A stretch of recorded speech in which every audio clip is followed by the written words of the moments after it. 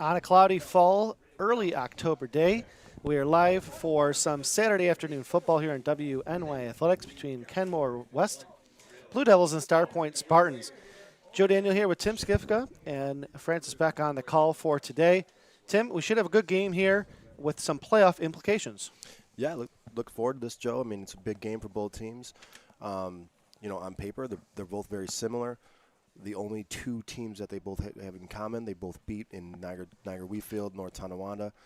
So it's pretty much, Joe, it's pretty much a win and you're in type situation, or, win and win out for Kenmore West. Basically, if Starpoint wins, they pretty much lock themselves up in the playoffs. Kenmore West would have to win this week and then win at Kenmore or against Kenmore East here next week. So huge playoff implications here, Joe, and looking forward to it, man. So we've got Kenmore West coming in at 3-3 overall, 3-1 in league play, and Starpoint 4-1, one game up as they are doing the coin toss at midfield on a day that started off with a lot of rain in the area. It's in the 50s, not as warm as it has been, but this is definitely more like football weather as we get closer to wrapping up here in the last 2 weeks as we get closer to playoffs. Yeah, it's been a hectic weekend. I mean, a lot of games last night had some delays, some postponements. I know the big game in Double A had to finish their second half today. So nice that we got a little break of some rain and some lightning, get some football in. So with Starpoint, they're led by their quarterback, Carson Marquez. And Carson Marquez, what can you tell me about him with the season? He's had 14 touchdowns overall, a little over 1,000 yards. He is the go-to man on the offensive side for Starpoint. Yeah, you want to watch a leader on the team. He's number 9 for Starpoint. The kid is just the leader. He's the coach on the field. Everything goes through him. He's got some really good weapons on the outside. 2 sophomore receivers in Evan Floss and Evan Dean. Both coming in with, over 400 yards. Both have 5 touchdowns. They like to air it out. But, yeah, definitely everything goes through number 9. You'll see that today. And for the Blue Devils, it's a little bit different. It's more on the ground with Atkins. Atkins had a career high with touchdowns last week. So a little bit different philosophy with the Blue Devils. It's going to be on the ground. Probably more passing from Starpoint, but Atkins, he sure can hustle, can he? Oh, absolutely. And I recently they just moved him to running back. Pretty good move, obviously. 7 touchdowns last week against North Tonawanda, giving him 9 on the season. Also, Jason Britton, number 34, with 8 touchdowns on the season. So a little bit different philosophies from both offenses here. So we'll see what who can overcome this tough. Both good defenses too, though, Joe. I mean, both solid defenses. Both have a different philosophy offensively. So let's see who can come out on the edge here. So Starpoint will receive to start this game. Blue Devils will be kicking, and back there to receive is Evan Floss for Starpoint on the left side. And there's 2 men back there as we're just about ready to go in this big Class A North Division here at Kenmore West.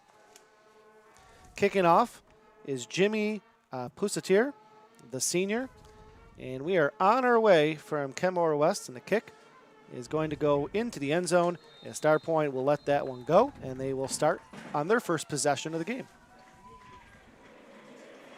And it's our first look at Marcus, who has had an outstanding season. He's in the top 10 in QB stats in Western New York. We talked about him last night at the football show, and I know Francis, who's here, is with me tonight. We're both looking forward to seeing him in person. Yeah, the kid could play. I did his. I was at his game last week. They beat McKinley. Good game, good back and forth game, but he really likes to spread the ball out. College pro type of offense where he's got 4 or 5 receivers sometimes. But I tell you, one of the things I was really impressed with Joe is he's got really good pocket presence. He really's got a feel of when to get rid of the ball, which is that's being a senior quarterback. Okay, that comes with time, that comes with experience, and you'll see that today. He knows when to get rid of the ball. Here's a handoff up the middle. He's going to gain a couple yards and falling forward. So the first play of the game is about 2-3 yard run up the middle, and it's going to bring up about 2nd and 7. And with their numbers, Tim, they don't have the most easy numbers to read, and we'll do our best here. It looks like in the backfield is Jason Richardson. Marcus back to pass.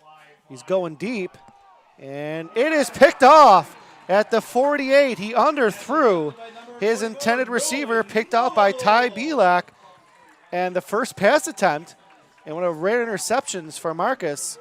And the Blue Devils get that early turnover on the second play of the game. Yeah, great job by Ty Bilek. You know, reading the quarterback's eyes. Definitely an underthrown ball. Definitely, I think that's one, Marcus would want to get back. But a big stop by the Blue Devils. And if you watch early, one of the Blue Devils' key to their defense is their defensive line. Jabari Lee, big kid, senior. One of the best defensive linemen in high school football around here this year. Here's a handoff to Atkins, and he's going to get wrapped up and tackled for maybe a gain of 2 by George Thompson. So that's the 6th interception of the year for Marcus, who's done a good job protecting the ball. So a 1-yard gain for Atkins, and a 2nd and 9. A couple of these runs you've seen from Atkins, they've been more just through the tackles to the outside. So Connor Walker handed off again to Atkins. Atkins finds some space, and he's going to be close to a first down. Nearly broke it. It's going to bring up a short 3rd down. So back-to-back carries for Atkins. I'm sure we're going to be hearing plenty of him tonight. Yeah, so Kenmore West coming out with a little old-school offense here, Joe. Power I type of offense, three running backs in the backfield. Not something you see too often with this day and age football. A lot of kids like to, a lot of teams like to spread them out. But Kenmore West going a little old school here with a fullback and 2 tailbacks. So they're going to give him a first down. Here's a quick handoff to the fullback. He's going to fall forward for a couple. And Jason Britton will get that carry. Gain of 4 for Britton. So we talked about Atkins. Tim, you had said he just switched to running back, and you really see his carries, only 32 carries, but he's averaging 10 yards per carry to go along with his 9 touchdowns, 7 last week. Here's a pitch to Atkins. Atkins finding some space to the tackle. He's going to fall forward again, maybe about 2. So good job here from the defensive line, getting the penetration and not letting it get to that second level. Yeah, you see Atkins, he's not the biggest kid. He's relatively thin out there, so he likes to get shifty. He likes to get to the outside. Uses athleticism from the outside.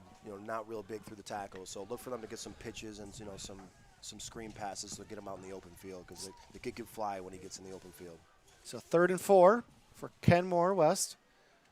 Their first possession off the interception from Belak. He picked off Marcus, so 3rd and 4. A fake pitch. There's a throw, and it is caught. And it's going to be a first down, wrapping him up and held onto the ball. Nice catch by Jabari Lee. So a little pitch play. They faked the pitch to the right, rolled the quarterback out, and Lee found some space, and just a nice short play gets that first down. Yeah, that's a big target to go to, Jabari Lee there. We talked about him a little while ago, the senior, 6'8", 260 pounds.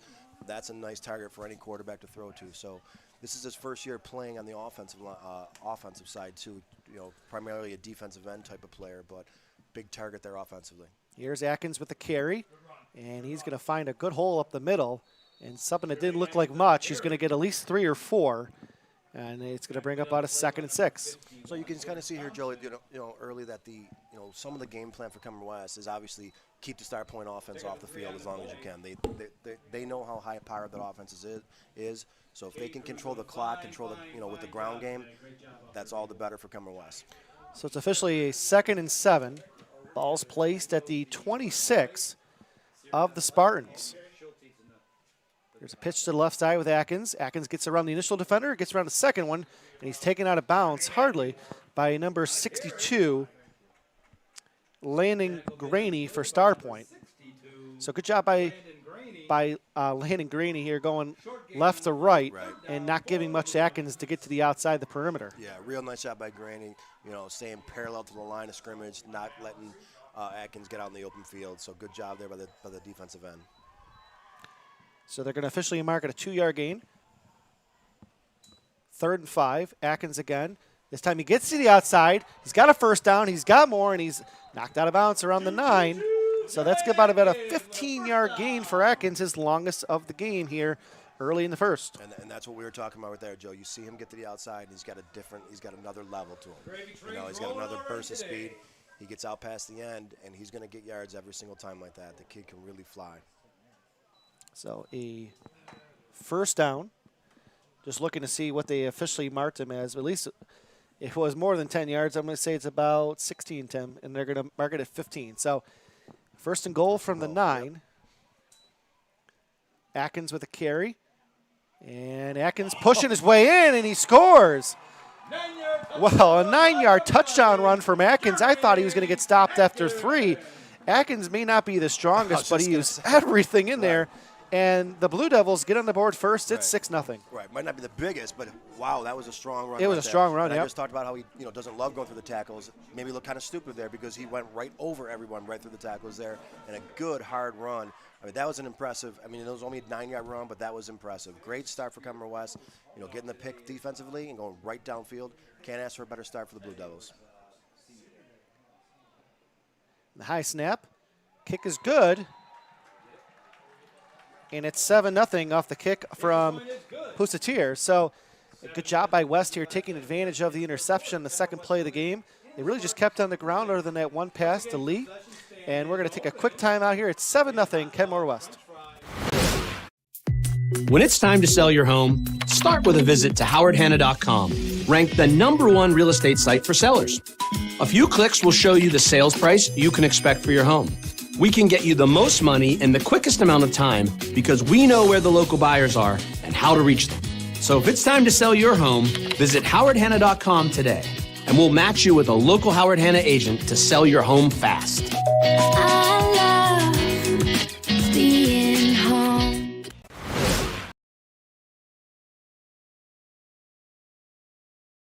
WNY Athletics with Tim Chifa.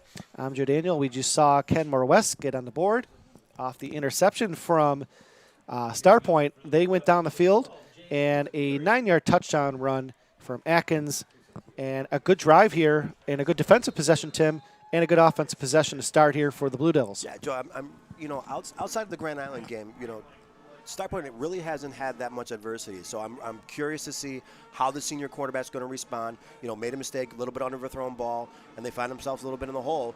Let's see if the senior leader can get them out of this hole and how he can overcome this. Here's a return, going to be wrapped up around the 26, was Evan Dean. And who made the tackle, of course, Atkins. Atkins, he's all over.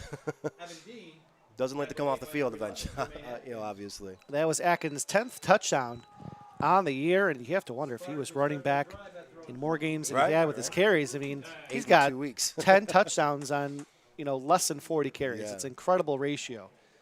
8 in 2 weeks, not bad so far, right? We just got started today. Well, because we were talking last week on the final drive, I'm like, Atkins, oh my gosh, Fran has 7 touchdowns. I couldn't believe it, so it's nice to see him in person. So second drive here with Marcus at the 28.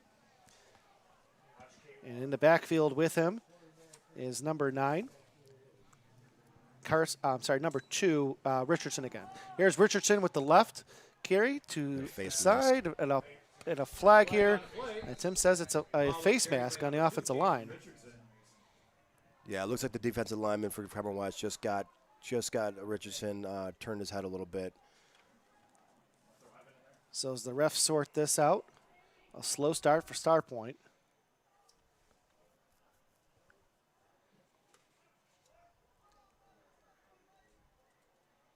The face mask, on Kenmore West in a holding. Oh, so offsetting. Offsetting. So Starpoint catches a little bit of a break there. Actually, Kenmore West got the break. So Kenmore West does. Yeah, that's right. Because it's nullified, yards. Yeah, so the play didn't count. Would have been 15 yards, personal foul on Kenmore West. So a little bit of a break there on the hold.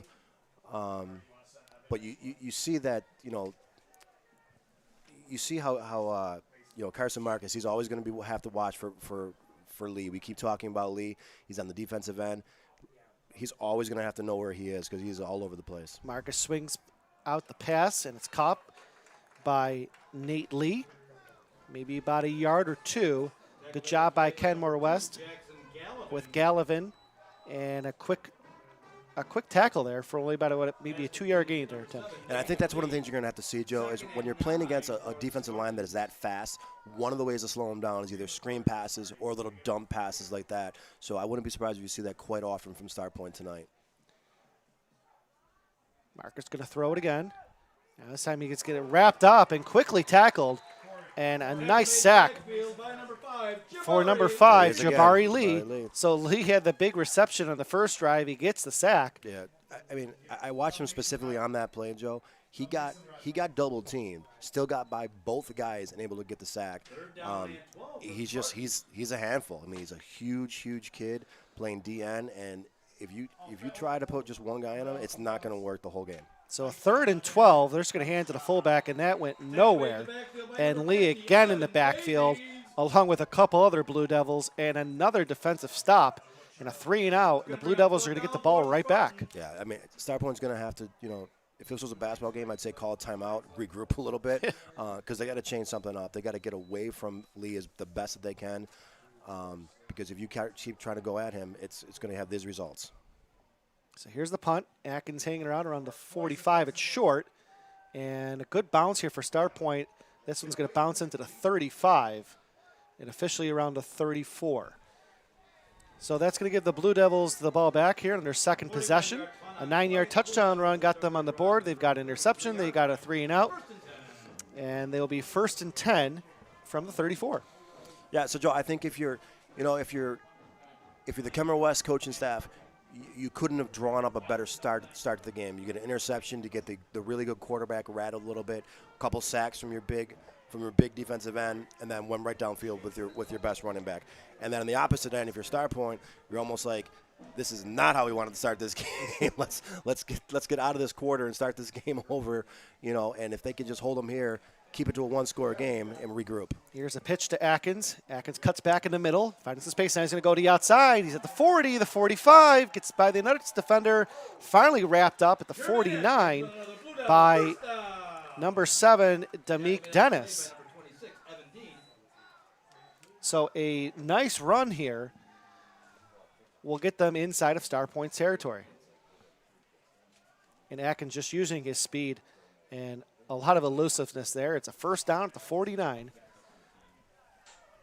Here's a quick play to the fullback, and he's going to fall forward for just a couple, is Jason Britton.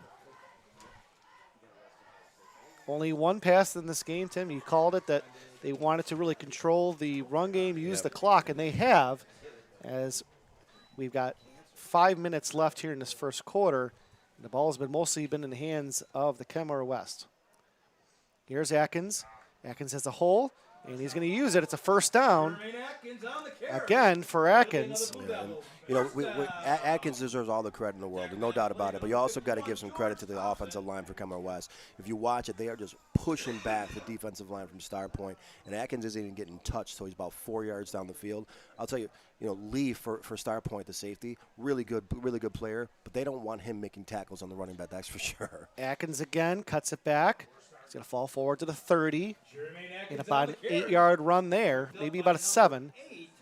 They're going to give it 8. So he averages 10 yards per carry, and you're really seeing here why. Yeah. I mean, a couple of runs have been stopped maybe for 2 or 3, but he's starting to find some running lanes. Yeah, so, and you see that we talked about, a little bit of an old school offense for Kenmore West. But there's absolutely no need to change this right now. Yeah. I mean, they are literally just running right down their throat. Atkins again, and we have a flag and a tackle made by Starpoint. And it'll be Cole Darlick, but a possible hold here coming up on Kenmore West. And usually in this type of situation, it most likely is a hold.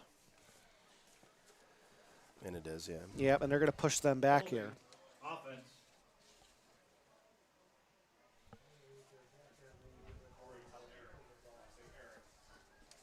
It's the one thing I know I've said to a couple guys doing games, Tim. I wish we had the mics on the refs. We could get their numbers.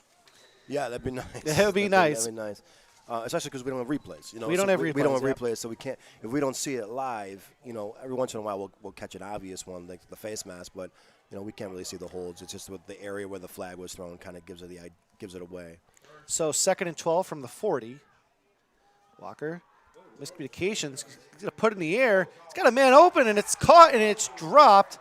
Are they going to say a fumble? They're going to say it's possession. I don't know about that. They are calling. Yeah, they're going to say Starpoint's ball. But to me, I mean, we're not right on the field, Tim. I thought that was clearly completion. I thought it was incomplete pass. The refs are discussing it, but it looks like they are going to give it to Starpoint. It was a nice catch by Michael, just couldn't hold on. Did he make a football move? I mean, the refs are saying he did. That's a tough break because it was a really well-thrown ball. Connor Walker made a really nice pass there. I personally thought it was incomplete. Again, we don't have replays. It is in fast time. Got to give the refs the benefit of the doubt. But got to regroup here now. Little break, maybe that spark that Starpoint needed to get their offense going here. Marcus under center. Hand it off. And falling forward is Richardson. And Richardson's going to gain just a few. So good job at the defensive line of the Blue Devils. Really haven't given up much in the run game. Yeah, and you see, we talked maybe Starpoint's got to try changing things up a little bit. I don't think I saw Marcus under center at all the previous game. So now he's going under center. They are trying to change it up. Obviously, they didn't like what they saw the first two drives. Richardson again. Richardson has some space. He's going to get the first down. And a great job with that tackle for the Blue Devils by Hunter Gore. Yeah, good high run by Jason Richardson. A little shaken up on the field. Looks like he's limping off. That's a big blow for Starpoint. The senior running back's good hard runner. Let's hope he's okay. So that's going to put Marcus back in the shotgun formation. Oh, nope, he's going to be under center. I apologize. So he's under center. Hand off to the fullback, and this time it's going to be wrapped up for a couple of yard loss. And a great job of the defensive line wrapping him up by Mercado. Yeah, West has some big boys on the defensive line. It's going to be tough to run. It's going to be tough to run right at them. They got some big kids. That is definitely their strength of this football team. Is their defensive line. Mercado 6'2", 320. And honestly, he's not the biggest kid on the team. Right. I mean, Andrew Burgess is 330. So you're right. They got some size here, and it's going to bring up a 2nd and 11. They're going to plug some holes, that's for sure. And I believe timeout for Starpoint. So we're going to take a quick timeout here. It's 7-0 Blue Devils.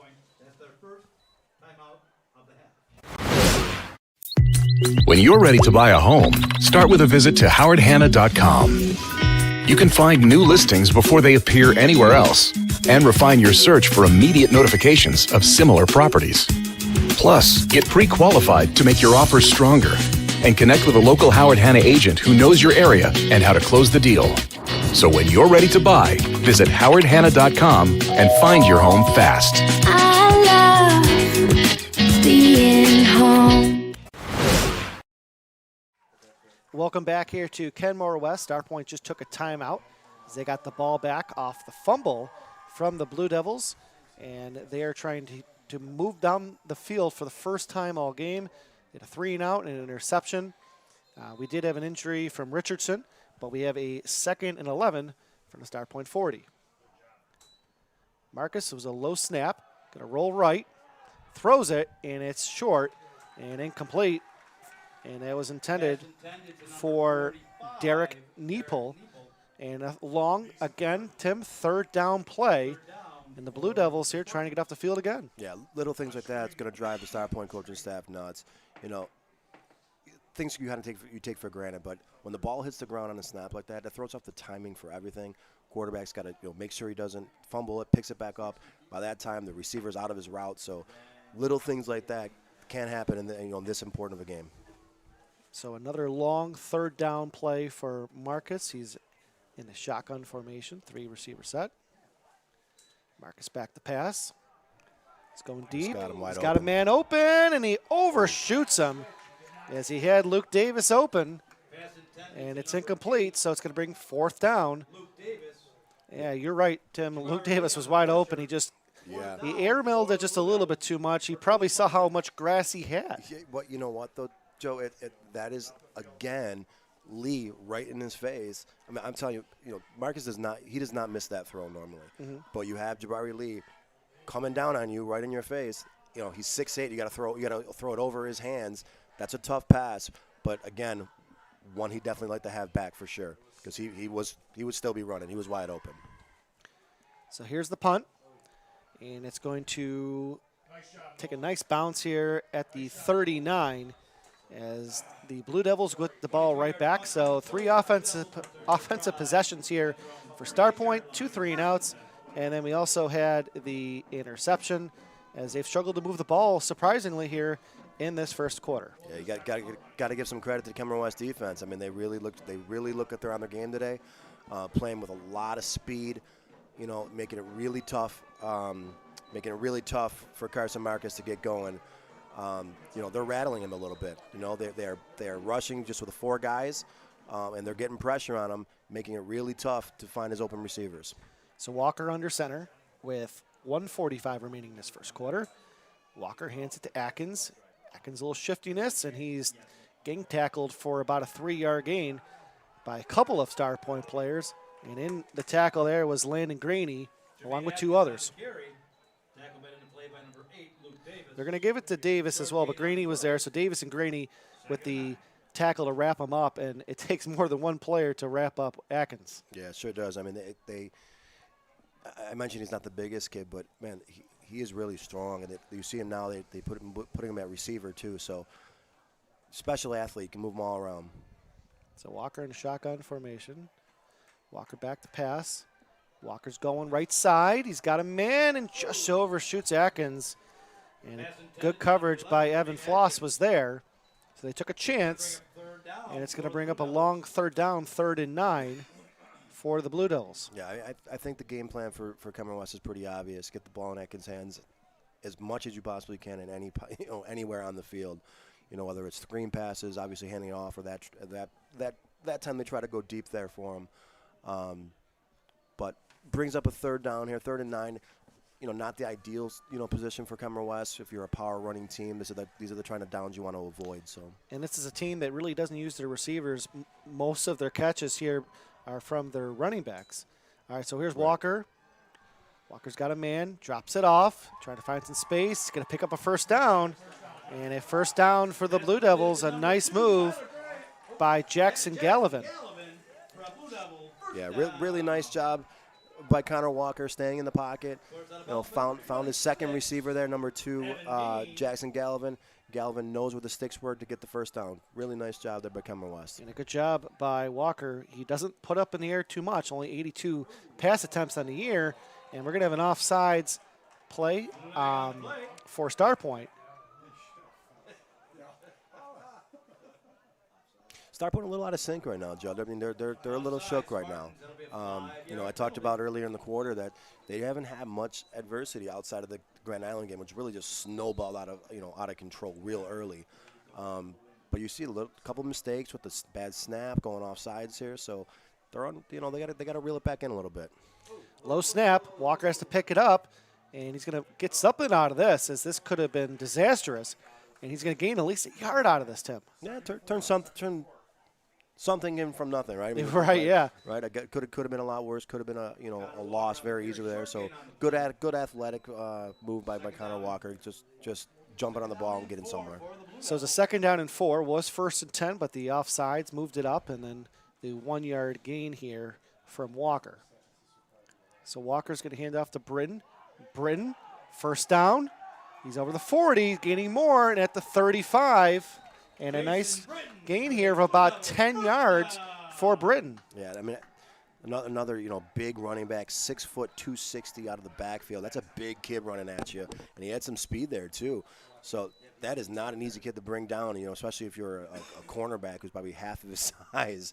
But Kenmore West doing a good job changing it up. They were on the power formation.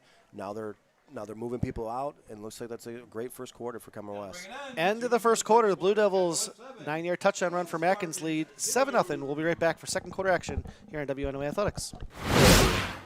If you've been injured in an auto accident, large or small, call 681-4088. RES Physical Medicine and Rehab right away. If you are in pain or just sore, don't take chances. Call RES today and take advantage of their 24 to 48-hour appointment pledge. With no copays, RES will help navigate the confusing world of no-fault insurance with you, so you can concentrate on getting better. 681-4088. RES Physical Medicine and Rehab. The most important call you can make after an auto accident.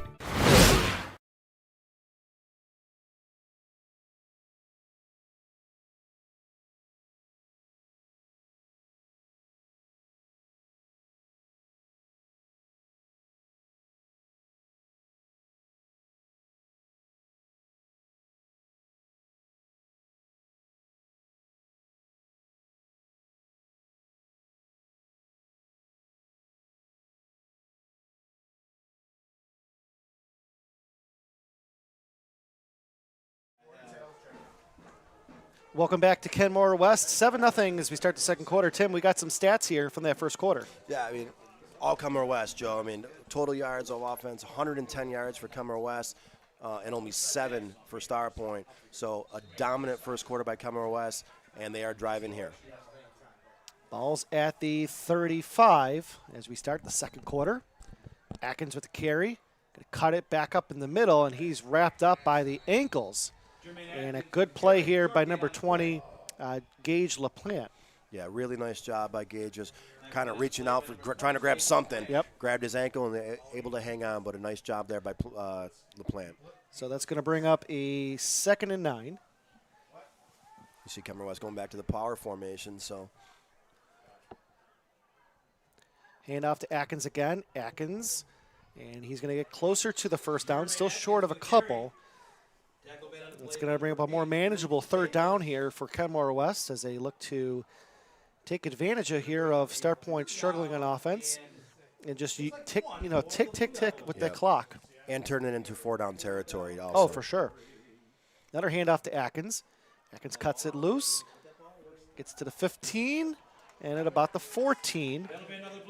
And Atkins again here with a huge run. Yeah, I mentioned earlier that he's not the biggest runner, but he doesn't play like it. I mean, that is a strong runner, and it is rare you see only one guy bring him down. He's in the backfield of Starpoint, the defensive backfield, and 2 guys are bringing him down every single time. Atkins again, this time in the middle, and maybe a yard. And a good job there by Starpoint right at the defensive line with Colby Lawrence getting the tackle. Yeah, good job by number 70 stepping up there, sticking Atkins there. You don't get many clean hits on Atkins for sure, so I'm sure that was a good feeling there for Lawrence, able to get a nice shot on him.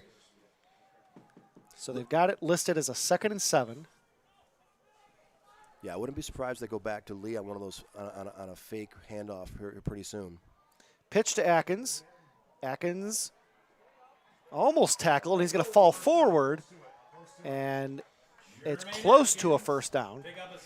We're going to give him a gain of 6, so a 3rd down. Nope, gave him the first. Well, the run ref nearest, he's signaling that's a 1st down. Yeah, it almost looked like the Starpoint defensive player pushed him forward a little bit, actually gave him a little help for the 1st down. So we got to have a 1st and goal, Tim, from the 5. Atkins going to fall forward and close to the goal line. Got him. And he's in. Atkins with his 2nd touchdown of the game, this time from 4 yards out. And the Blue Devils extend their lead to 13-0. Great hard run, great drive by the Blue Devils, but Atkins almost actually got horse-collared there, able to brush that off and still get in. Wow, kid's a hard runner. You mentioned earlier, Joe, what if he was playing running back the whole season? How many touchdowns would this kid have? He's a touchdown machine. So the extra point coming up. And the kick is good. So 14-0 is our score. Atkins has not disappointed in this first half. 2 touchdowns, 14-0. We're going to take a quick timeout. We'll be right back here on WNO Athletics. Paul Wolf Agency, how can I help? I got a problem. I got a big problem. The house flooded overnight, everything's destroyed, and I don't know what to do. You can relax. The wolf is on his way. What's the damage? It's bad. As opposed to good? It's 20 minutes away. I'll be there in 10.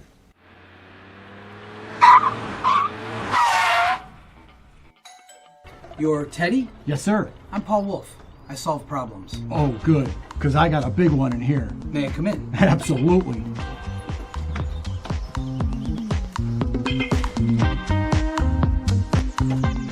Mr. Wolf, can I get you a cup of coffee?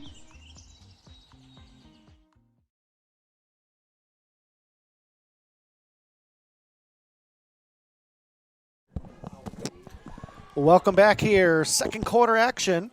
14-0 is the score with 10 minutes to go in this first half. Atkins with 2 touchdowns, 2 turnovers, 1 for each team. And Tim, here we go with the kick from Kenmore West with the 2-touchdown lead. Yeah, Joe, I mean, we talked about, in the pregame, we were excited to see Atkins after last week's performance. He's not disappointed so far.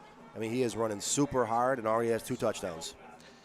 The kick will be returned and wrapped up around the 28. And that's number 26 for them, which is Evan Dean with a nice return. And he'll be giving up a first down here for Starpoint. Yeah, I'm curious to see what Starpoint's offense does. I mean, they are a high-powered offense that, outside of one game really has not struggled like this. And they do not have an answer right now for the defensive line at Kenmore West. Obviously led by Lee, who is just all over the place. I got a feeling Marcus might have nightmares of Lee later. I mean, he has really, really been a handful for this offensive line of Starpoint. So, I would maybe expect some screens, maybe try to slow him down a little bit, get it over his head. Not easier said than done. He's 6'8". But let's see what the Starpoint offense can do. And Richardson's back in the game after the injury. He's going to get this carry, and he's tackled very quick. And we just talked about the defensive line here. Evan Davey getting in there. I mean, penetration. Yeah. I mean, they are. If you just watch the line, they are pushing them back on both sides of the ball too. Offensively, obviously with all the runs, but defensively. But that is some big boys for Kenmore West, Joe. I mean, that is a big defensive line. So Marcus under center. Hand off to Richardson, and again, he's going nowhere. He may have lost a yard. Yeah, I think Starpoint's really going to have to think about changing it up and running right at these guys. They're just too big. They're plugging the holes, and the offensive line is not able to give them any space. They got to use their athletic ability, got to try to get out in space. And again, the best way to slow these guys down is let them in a little bit, dump it over their head. That will at least make them think twice before they're rushing in. And guess who made that tackle? Jabari Lee. Of course. Again. Of course. So a timeout. Officials timeout here. So we have a 3rd and 11, and we've just seen Starpoint in not manageable third downs. I think they have one first down, and that was the play Richardson got hurt. And just the struggle to move the ball. And we've only seen 2 throws really in the air. One got picked off. They did miss one. They had a chance. If it was completed, it would have been a score. But just it's been a tough first half. Yeah, and I think you have to go back to the play that you mentioned where they had the wide open receiver.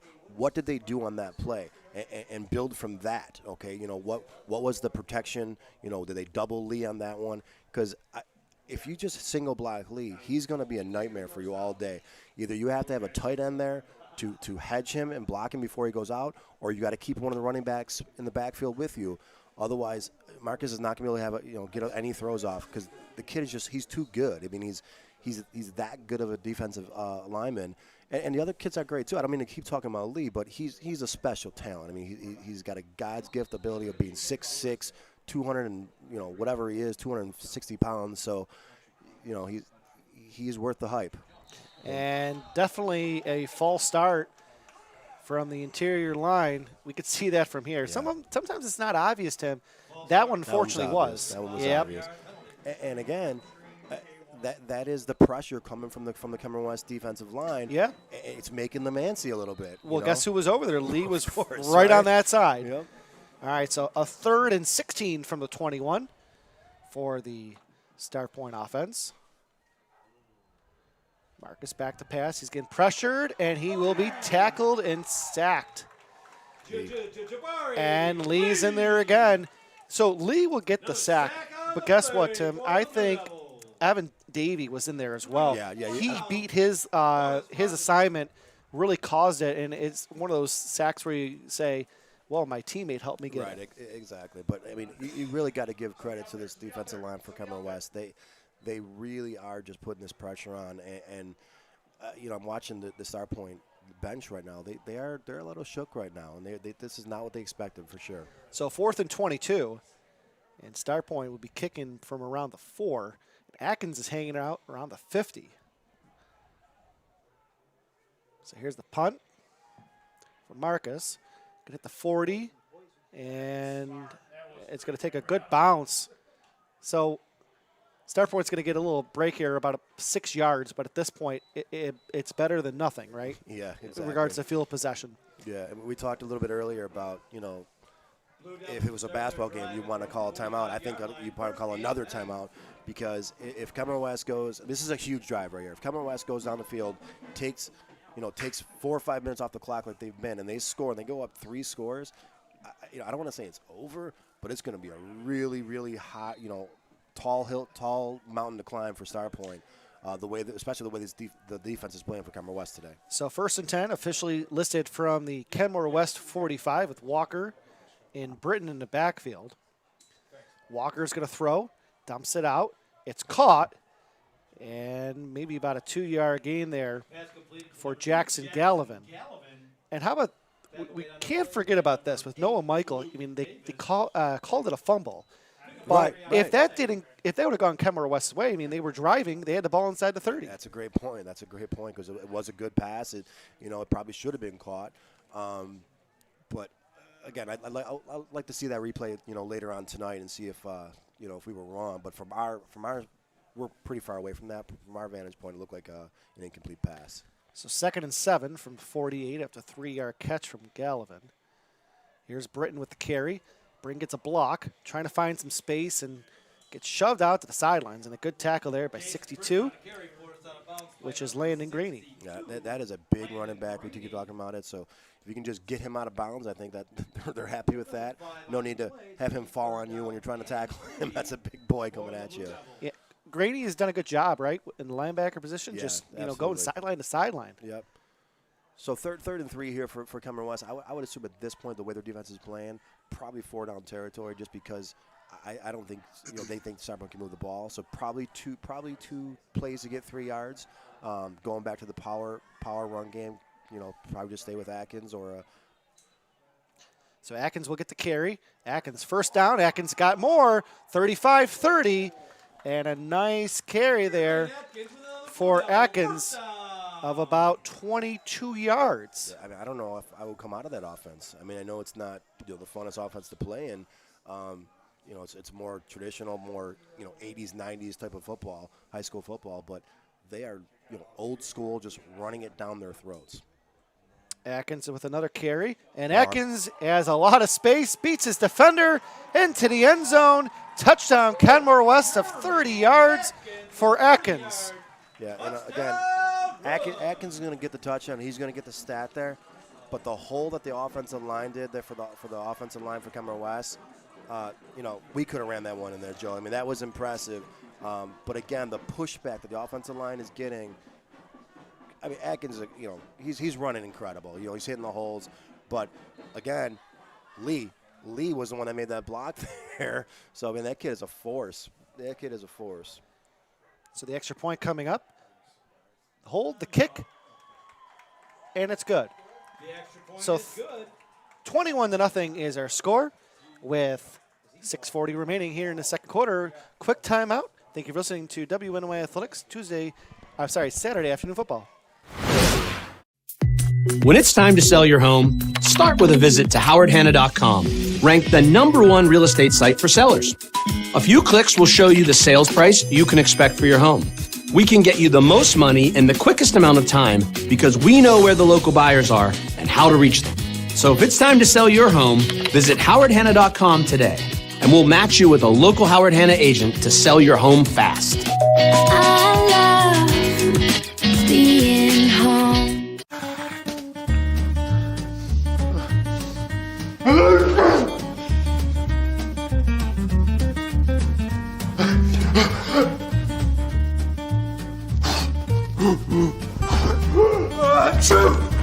Avoiding care can lead to worse problems. Don't delay care. We're here for you.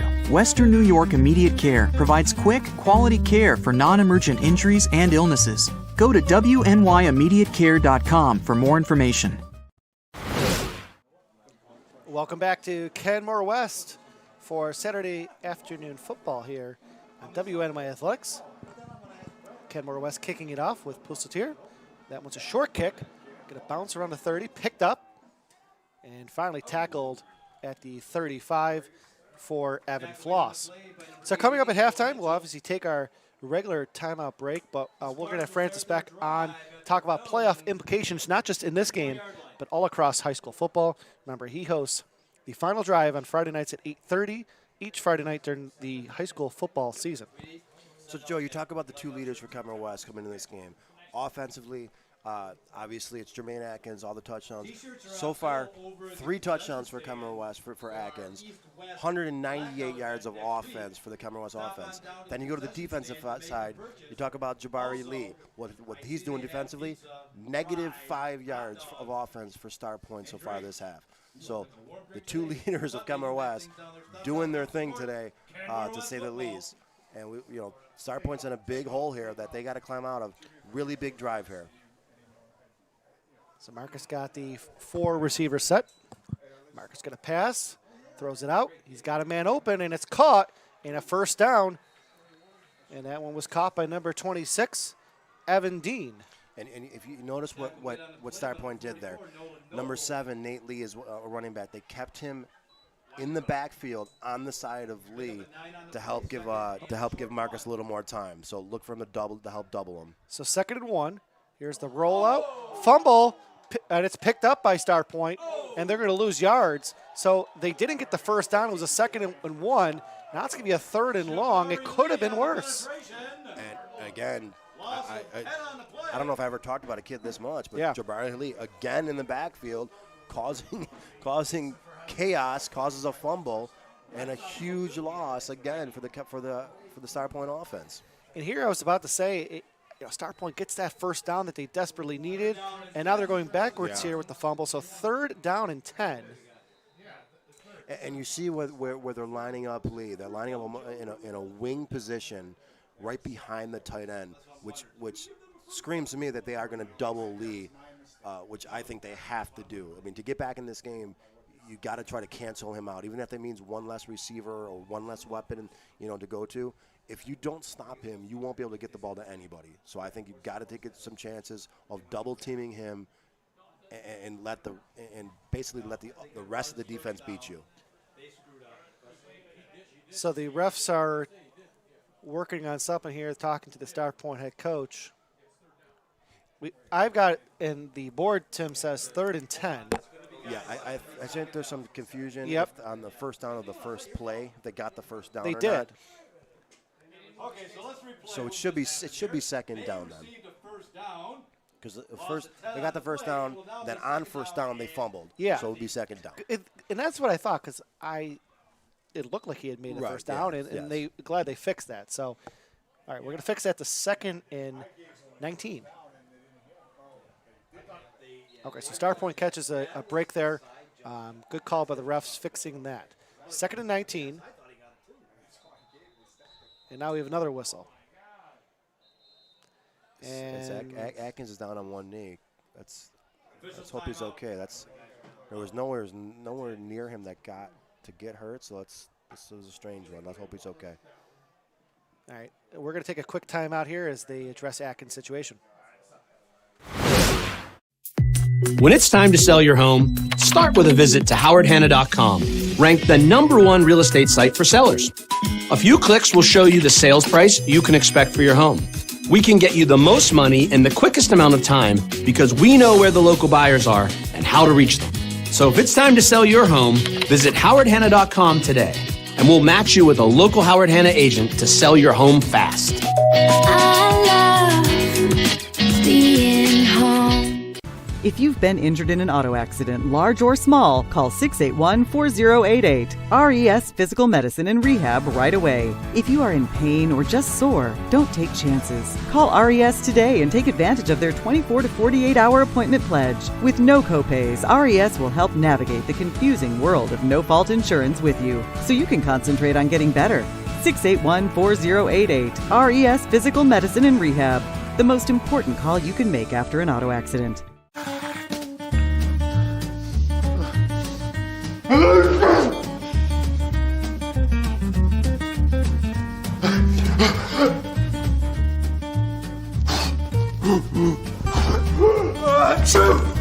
Avoiding care can lead to worse problems. Don't delay care. We're here for you. Western New York Immediate Care provides quick, quality care for non-emergent injuries and illnesses. Go to wnyImmediatecare.com for more information.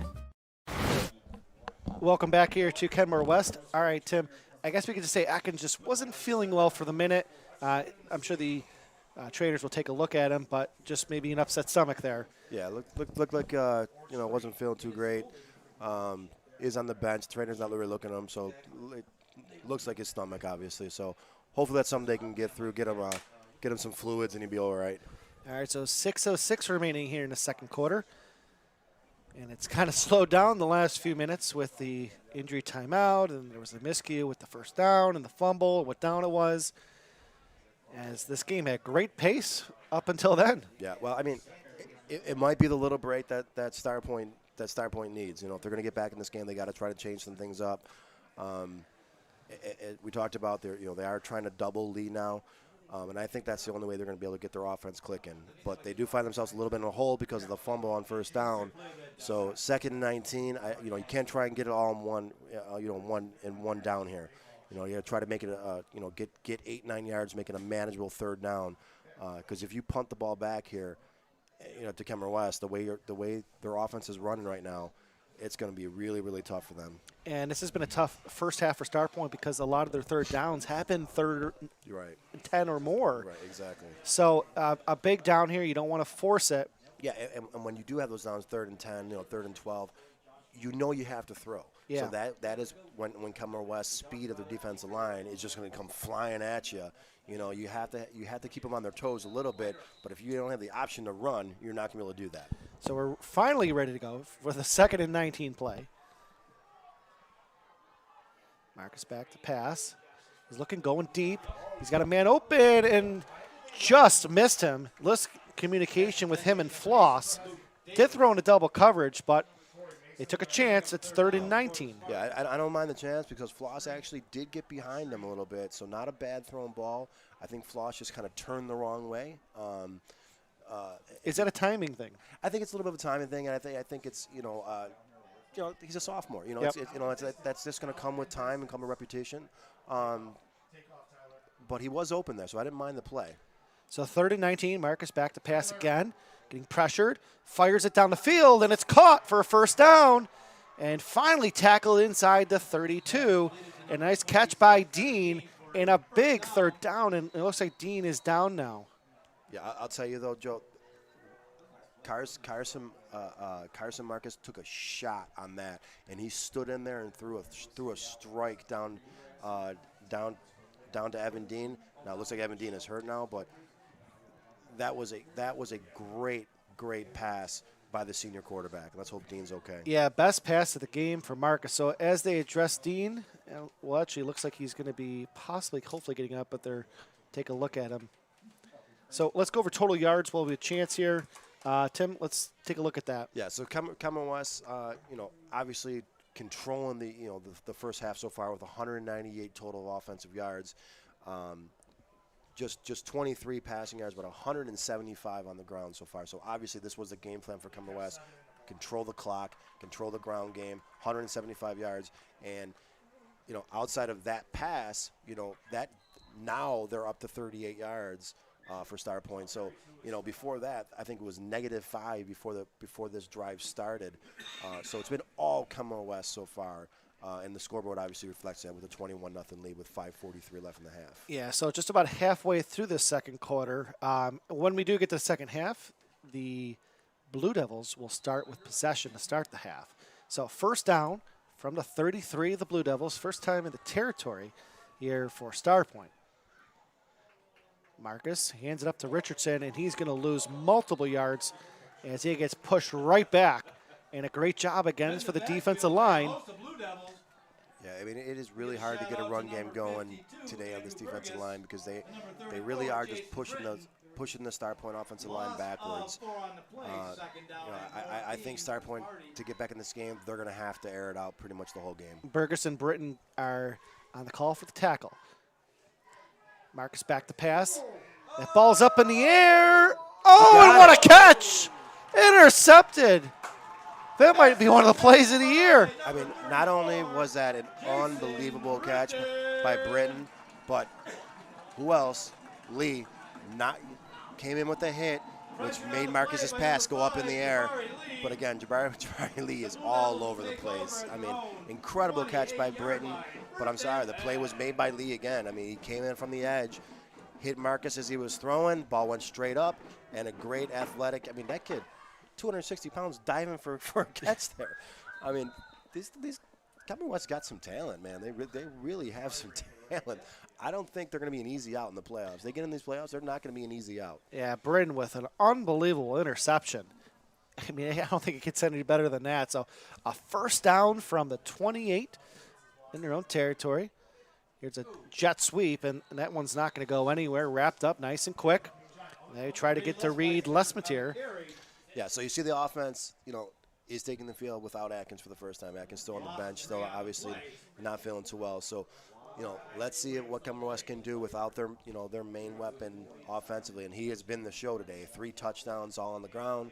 So, I mean, if you're Kenmore West, you try to run as much clock as you can, give him some breathing time, literally, try to get back on the field, or do you be aggressive and try to score? So let's see what they choose to do. So they did lose 3. Walker is in the shotgun formation with the 4 receiver set, like Lesmatier, and they're going to fake handoff. Walker's going to go up the middle, and Walker's going to get a decent amount of that back. It could bring up a more manageable third down here.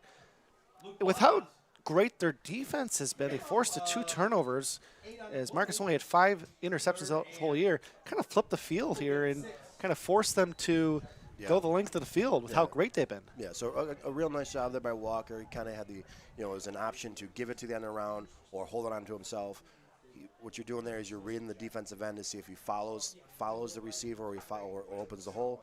He held the ball himself, turned it into a manageable third down, 3rd and 6, much more manageable than 3rd and 10 when you're not a explosive throwing the ball team. So that was a 7-yard gain, so 3rd and 6. There's a handoff. And that one's going to go backwards, maybe line of scrimmage. Not much for Jackson Gallivan.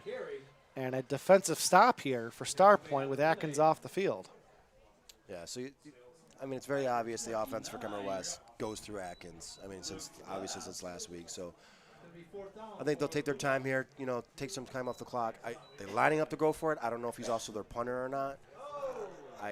And we have a flag. Did they draw them off sides? They did, but it's still going to be 4th and 8 or 4th and 7. So I would be surprised if they actually snap it and go for it. Being up 21-0 with 3 minutes, I would be surprised. But hey, I guess if you can rely on your defense, you trust them that they can't move the ball. Why not? If it was me, I would punt personally. Yeah, I would punt.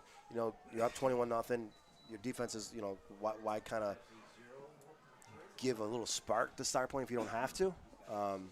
But then again, if they get the first down, they can maybe put this game away. Yeah, with 2:40 remaining here in this second quarter, it's a 4th and 3, and now we're going to have a timeout here, as you kind of could see that timeout coming, Tim.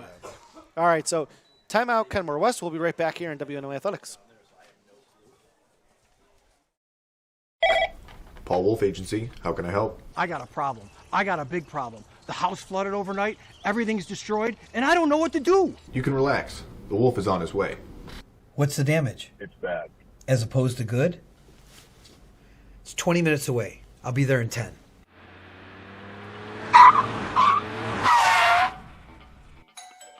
You're Teddy? Yes, sir. I'm Paul Wolf. I solve problems. Oh, good, because I got a big one in here. May I come in? Absolutely.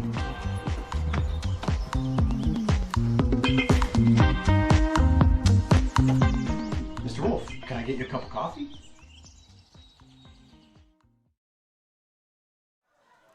Welcome back to Kenmore West. It's 4th and 3. Kenmore West is going for it. Here's the handoff. They're going to get the first down by Gallivan. Gallivan's going to get more than that. Finds his way all the way up to the 50. And a gain of 14 on a 4th and 3 and a first down. The chains will move as the clock continues to move towards the end of the second quarter. That is so much faith in your offensive line right there. To run the ball on 4th and 3 from your own 40-yard line. They just said, my guys are pushing your guys back. We're going to win this. We're going to push you back the whole time. Gallivan at the 45, the 40, fumbles the ball, and it's going to be scooped up by Starpoint. Yep. So Gallivan there's a flag, but the fumble was recovered by Luke Blass. So unfortunately, Gallivan lost control of the ball, and it will be a turnover for the Blue Devils. Yeah, so tough play by Kenmore West. I mean, arguably going in to maybe put this game away. If you go up 28-0 before halftime, it's pretty much going to be over. So maybe again, I said it a few times before, maybe again that spark that Starpoint got. I don't know, what the penalty is. Might be 15 yards both way or offsetting. But it looks like it's going to be Starpoint's ball. If you can go down and score, make it 21-7 before halftime, it's pretty much a new ball game, and a game that you have not been in at all. You have a chance here to get back in it. So this is going to go against Starpoint. Personal foul. And that's going to push them back here, Tim. So 2 fumbles for the Blue Devils in this first half and 2 interceptions for Starpoint. Yeah. So they're going to start with the ball at the 25 on a 1st and 10. Or I'm sorry, the 20. I apologize, the 20.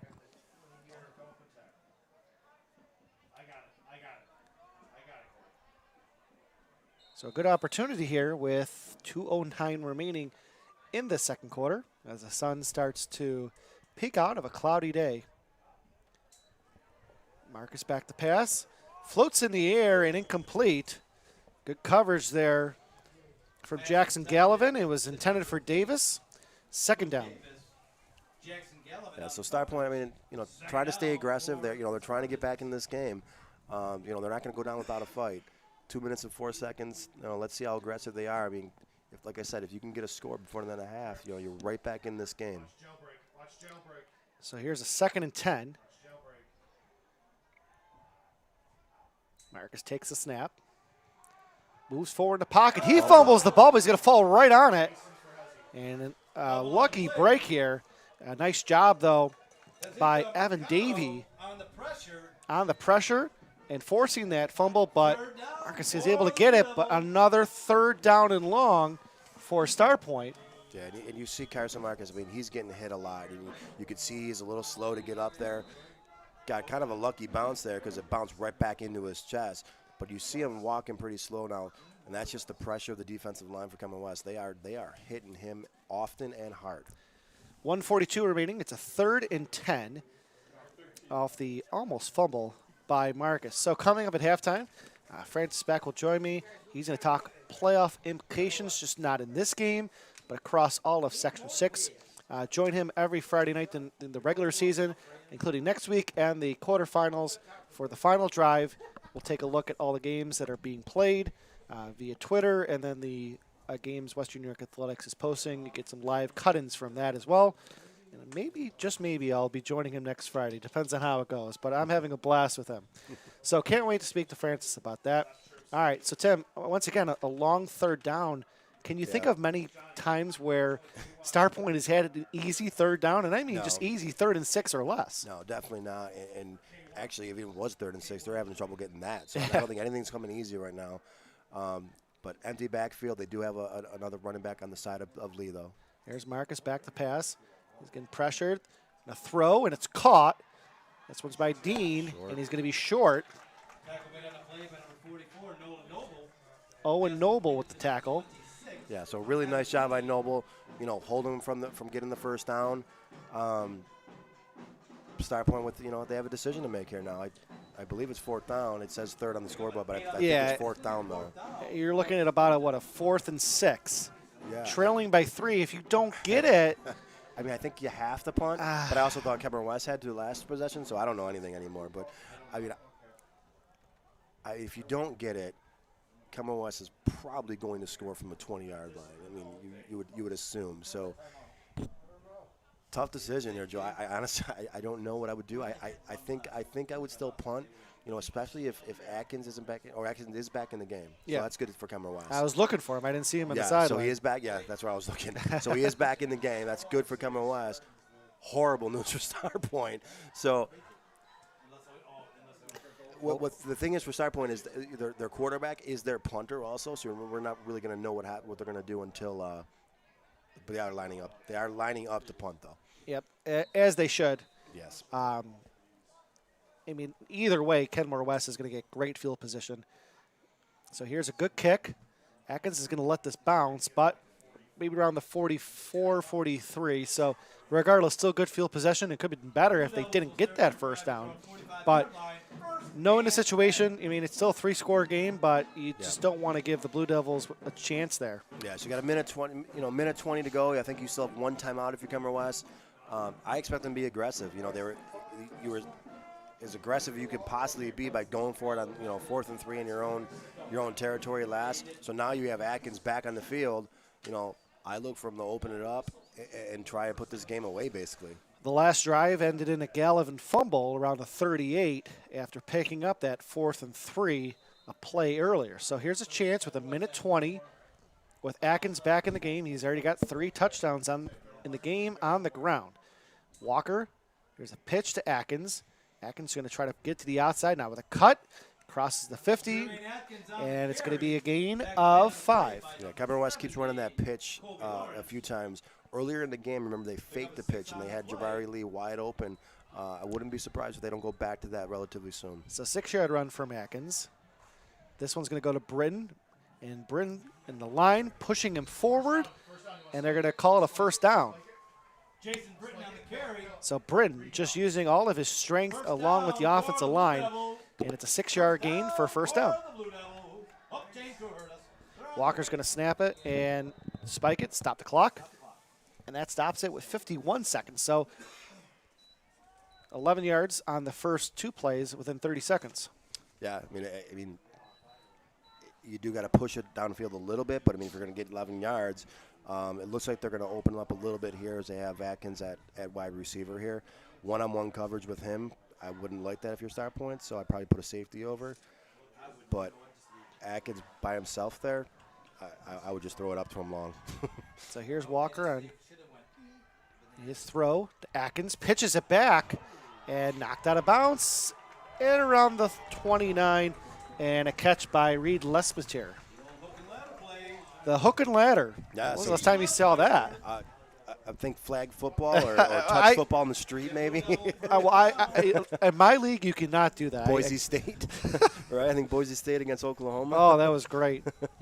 That's when the mid-majors knew that they were coming for those Power 5 conferences, I tell you that. Yeah. All right, 43 seconds left. He's able to step out of bounds at the 32. Walker rolling right. Walker got Atkins. May have been over the line. Yeah. Or there is a flag. I don't know if there's over the line or there's a hold in the backfield, baby. Well, you always can tell the guilty party, right? And Andrew Burgess, yeah, he looks really guilty. Yeah, it was a hold. Oh, wait. He pointed the Starpoint. I'm guessing he pointed the wrong way there. But he pointed as a hold to Starpoint. I got to assume he pointed the wrong way. Sometimes we get confused. They're going to fix it? Holding? Yeah. Okay. Well, if I was the Kenmore West coach, I'd be like, well, you pointed that way. Right. You can't change your mind. No take backs, right? All right, so that's going to push them back. 35 seconds left, so off the holding. And it's too bad because that did move it into the 20. Yeah, so 35 seconds left. You got to assume sooner or later you got the 6'8" receiver in Lee playing, a wide out right now. Throw it up to him, see what happens. And they're going to dump it off to Britton. Britton's at the 40, inside the 40, and they will stop the clock. But once again, Tim keeps mentioning, you got to move the ball down the field. At least they're getting out of bounds, though. I mean, that's a positive too. Yeah, you're gonna have to take a shot. One of these next 2 plays, basically. One of these next 2 plays, you got to try to get 10 to 15 yards in order to try to throw it to the end zone. 24 seconds left, and a drive that seems so promising. With the first 30 seconds kind of stalled out here. So Walker looking left side. Walker's going deep. It's thrown in the air and almost picked off by Dean, as that was intended for Lee. So 3rd down. Yeah, so that was kind of the shot I thought they were going to take to Lee. I kind of would have had Lee kind of like box out like a basketball player and trying to jump up and get it. At this point, 3rd and 17, I would probably either try to run it so run the clock off, or take one shot to Atkins. He's got one-on-one coverage with Evan Floss, who's a sophomore. That's a tough task for Floss right there by himself. They're going to hand it off to Britton. And Britton's going to get some Oh, he's space got at the a space. 30, the 25, 20. He's got to go to bounce. He doesn't. They got the timeout. They got the timeout. They're going to call it. So a first down with 8 seconds left. Now do you take a chance in the end zone? Well, yeah, they're gonna spike the ball instead of using timeout because of the first down. They're Yep. able to stop the clock. So good clock work by Kenmore West there. To save their first down and 6 seconds left. That was really good work there by Kenmore West. I only think you have time for one play probably, but much more manageable play from the 25-yard line or from the 17-yard line as opposed to 40-yard line. They're trying to field goal. They're going to try a field goal, yep. Just something. All right, so here's a field goal from Pusatier. 35-yard field goal with 6 seconds to go.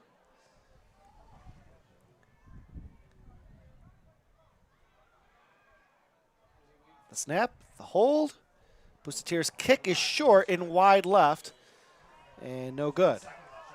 A great first half for Kenmore West. The only thing maybe I would have done is if you're going to really try the field goal, maybe use your timeout because you're going to waste it anyway. Yeah. Use your timeout, get your guys set up, a little bit. But I mean, that's nitpicking because this is a borderline perfect first half for Kenmore West. 21-0.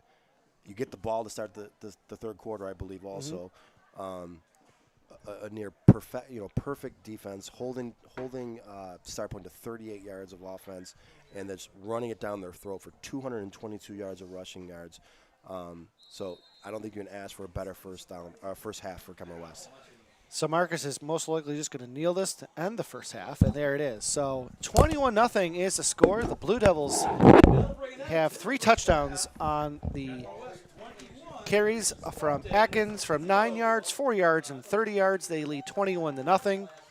When we come back for the halftime show, Francis will join. Well, he's going to join one of us, and we're going to talk about playoff implications, not only in this game but in the other games. So 21-0 is the score. You're listening to WNA Athletics here live from Kenmore West. When it's time to sell your home, start with a visit to howardhanna.com, ranked the #1 real estate site for sellers. A few clicks will show you the sales price you can expect for your home. We can get you the most money in the quickest amount of time because we know where the local buyers are and how to reach them. So if it's time to sell your home, visit howardhanna.com today, and we'll match you with a local Howard Hanna agent to sell your home fast. I love being home. If you've been injured in an auto accident, large or small, call 681-4088. RES Physical Medicine and Rehab right away. If you are in pain or just sore, don't take chances. Call RES today and take advantage of their 24 to 48-hour appointment pledge. With no copays, RES will help navigate the confusing world of no-fault insurance with you, so you can concentrate on getting better. 681-4088. RES Physical Medicine and Rehab. The most important call you can make after an auto accident.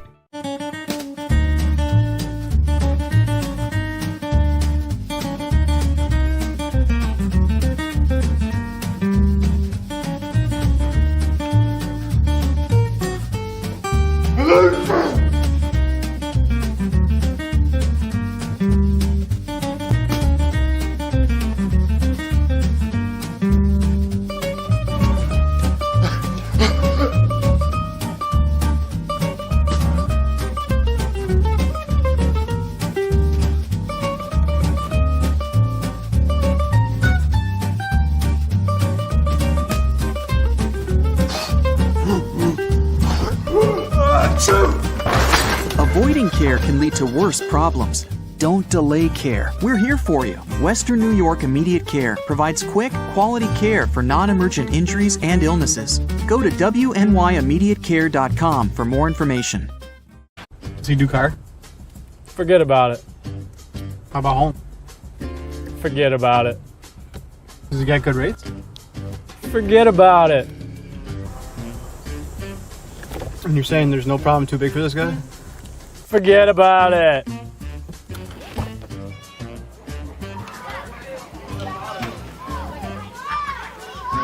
Oh, this is Johnny, the guy we've been talking about. Johnny. Oh, Wolf. Mr. Wolf, it's nice to meet you. Thank you for the invite. Not a problem. It's Paul, not Mr. Wolf. Oh, sorry, Paul. Johnny, forget about it. For all your insurance needs, call 835-WOLF. And... Why do you exercise? To look better? To feel better? To drop a few pounds? To train for an event? To defy age? Or to keep your ability to say yes to the things you love to do? Whatever motivates you, G&G Fitness Equipment is here to get you there. Treadmills, ellipticals, rowers, bikes, home gyms, and accessories. We'll pair you with the right equipment, teach you how to use it, and be there every step of your fitness journey. G&G Fitness. Your goal is our goal. All right, welcome back to Crosby Field. You're watching halftime report from Kenmore West High School, from Kenmore West, as they lead the Starpoint Spartans 21-0 in a very important Class A North football game. Francis Beck here, and as Joe promised, he's taking a break, but as promised, I'm going to get you caught up on playoff implications. We're in Week 7. We have one more week of regular season football, and I'm going to kind of break down what we know so far about the playoff scenarios and what that playoff picture will look like. So we'll start right in A North. This is probably going to be one of the toughest to figure out, mostly because there are 9 teams in A North, and all of these teams won't play 2 of their opponents. So when we have a tiebreaker situation, we're going to go down to what they call, I believe it's RPIs, which, to be honest, very complicated to figure out, is that you extra math and you get points for your wins and then your opponent's wins as well. But let me show you kind of let's talk about what this could kind of look like. It's A North division. We have a Grand Island, so Kenmore West. Starpoint right now is 5-1 on the season. Kenmore West is 3-1. This is Starpoint's final game of at least their final league game of the season. Kenmore West still has Kenmore East next week. They also play in A North, so they can add another win next week into their league record. So let's say this holds. You would have Kenmore West would be at 4-1 with a chance to go 5-1 next week. Starpoint would fall to 4-2, and then the game we're keeping an eye on next week is going to be Grand Island and Starpoint. Currently, the Vikings are 4-0 on the season, undefeated. They face a sweet home team who only has 1 loss, so a win for the Panthers would give them the opportunity to have a tiebreaker for that for that first seed. And then if Kenmore West, they hold on today and win next week, they would also be 5-1. So very potentially you have 3 teams tied at the top at 5-1. And again, as I mentioned, these teams don't all play each other. Kenmore West did not play Grand Island this year, so it would go on to a further tiebreaker based on the opponents they played and how many wins their opponents got. So certainly craziness there. Lockport's right now 3-2. They're playing Kenmore East right now. So assuming they hold on, I haven't seen a score from that game, but we'll try to get that later. But assuming for a second they win, they would go to 4-2. So you have really 5 teams in the running for 4 spots: Grand Island, Starpoint, Sweet Home, Kenmore West, and Lockport. One of those teams will not make it into the playoffs in A North. A South, things are a little bit easier to figure out. We know the 4 teams that are going to make it in. We're still waiting on the order. Jamestown clinched earlier this week the A South title when Williamsville East forfeited their game. So Jamestown will be the number 1 seed out of A South. And then the next ones, we're still waiting to figure out the order. Big game to keep an eye on, really the only game to keep an eye on in terms of A South, is going to be Frontier and Hamburg, a big rivalry game. Frontier, if they win, it's pretty simple. Doesn't matter how much they win by. If they win, they get the number 2 seed. Then it would be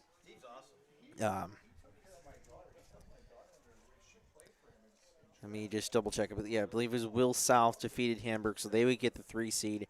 Hamburg would be in 4. Now, if Hamburg wins, you would end up with a 3-way tie. And luckily, in this case, all 3 of these teams did play each other, so we can go to point differential based on the games they played against each other. So 3 games. So I did the math. Basically, what it boils down to is if Hamburg is able to win by 14 points or more, they would get the 2 seed. Frontier would be the 3 seed because they would get the 2 seed, best point differential. Then you go back to head-to-head. Frontier beat Will South, so Frontier would be in 3rd. Will South would be in 4th. If Hamburg wins by 12 points or less or loses, Frontier would get the second. I'm sorry, if they win by 12 points or less, Frontier would get the second seed. And then we had Will South defeated Hamburg. Will South would get the third seed. Hamburg would get the fourth. And then, of course, if Hamburg loses, they would automatically get the fourth. If it ends up that Hamburg wins by exactly 13 points, then we'd have to go to another tiebreaker because Hamburg and Frontier would have the same point differential from those 3 games. It would even themselves out. So that's what A South looks like. We have about a minute and a half left, so I do want to mention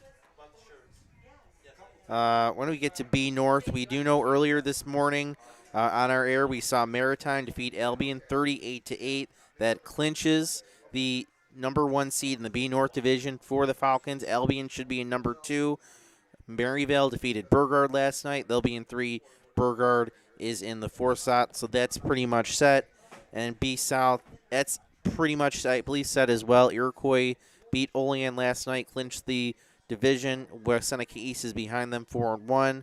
And then Olean and Pioneer, big game next week, will decide the 3rd and 4th seeds in that division. C North, big game Monday night. We're going to air this one as well. I'm excited for this one. Medina at Akron, the 2 last undefeated teams in A North.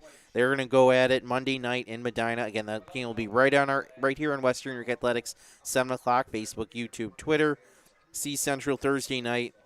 Depew clinches that division. C South, it looks like Fredonia is going to come away with that one. And then in D, we know the first 2 seeds are going to be Randolph and CSP. They're going to get byes in the first round of the class because Class D has 6 teams. All right, we're going to take a short break and come back. Joe Daniel, Tim Chifa will be back for the second half of Kenmore West Starpoint. You're watching Section 6 football on Western New York Athletics. Paul Wolf Agency, how can I help? I got a problem. I got a big problem. The house flooded overnight, everything's destroyed, and I don't know what to do. You can relax. The Wolf is on his way. What's the damage? It's bad. As opposed to good? It's 20 minutes away. I'll be there in 10.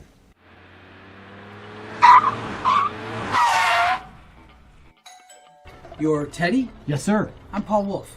I solve problems. Oh, good, because I got a big one in here. May I come in? Absolutely.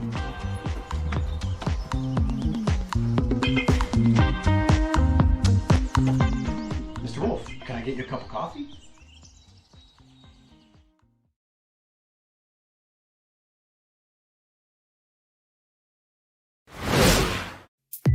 When it's time to sell your home, start with a visit to howardhanna.com, ranked the #1 real estate site for sellers. A few clicks will show you the sales price you can expect for your home. We can get you the most money in the quickest amount of time because we know where the local buyers are and how to reach them. So if it's time to sell your home, visit howardhanna.com today, and we'll match you with a local Howard Hanna agent to sell your home fast. I love being home.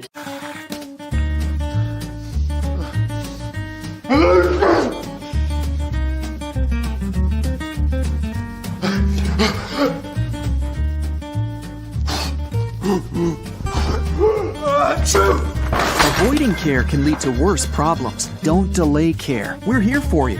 Western New York Immediate Care provides quick, quality care for non-emergent injuries and illnesses. Go to wnyimmediatecare.com for more information.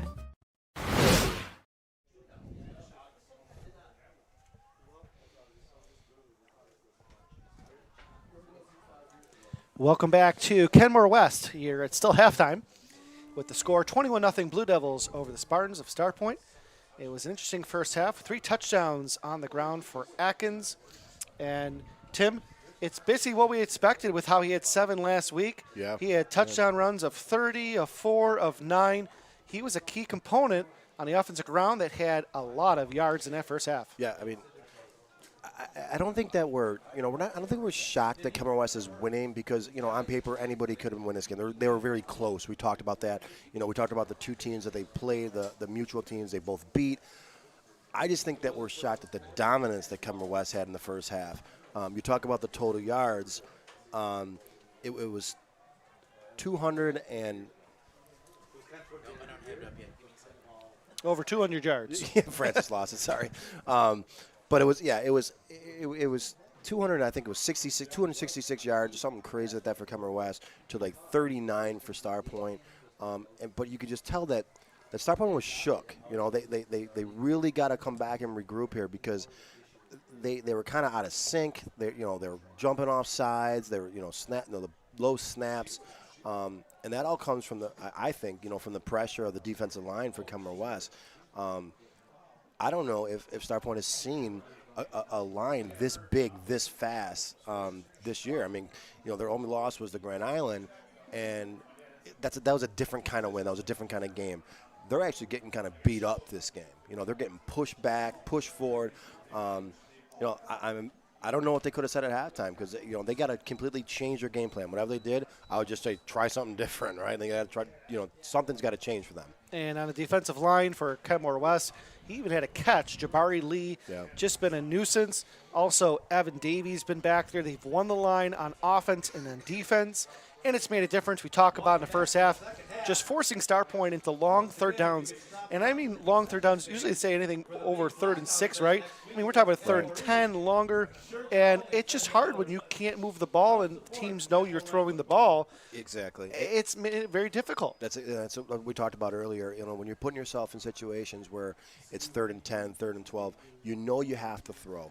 So that is when the eyes of someone like Jabari Lee's eyes are getting, huge because all they see is get to this quarterback, and he has done that all night, all day long.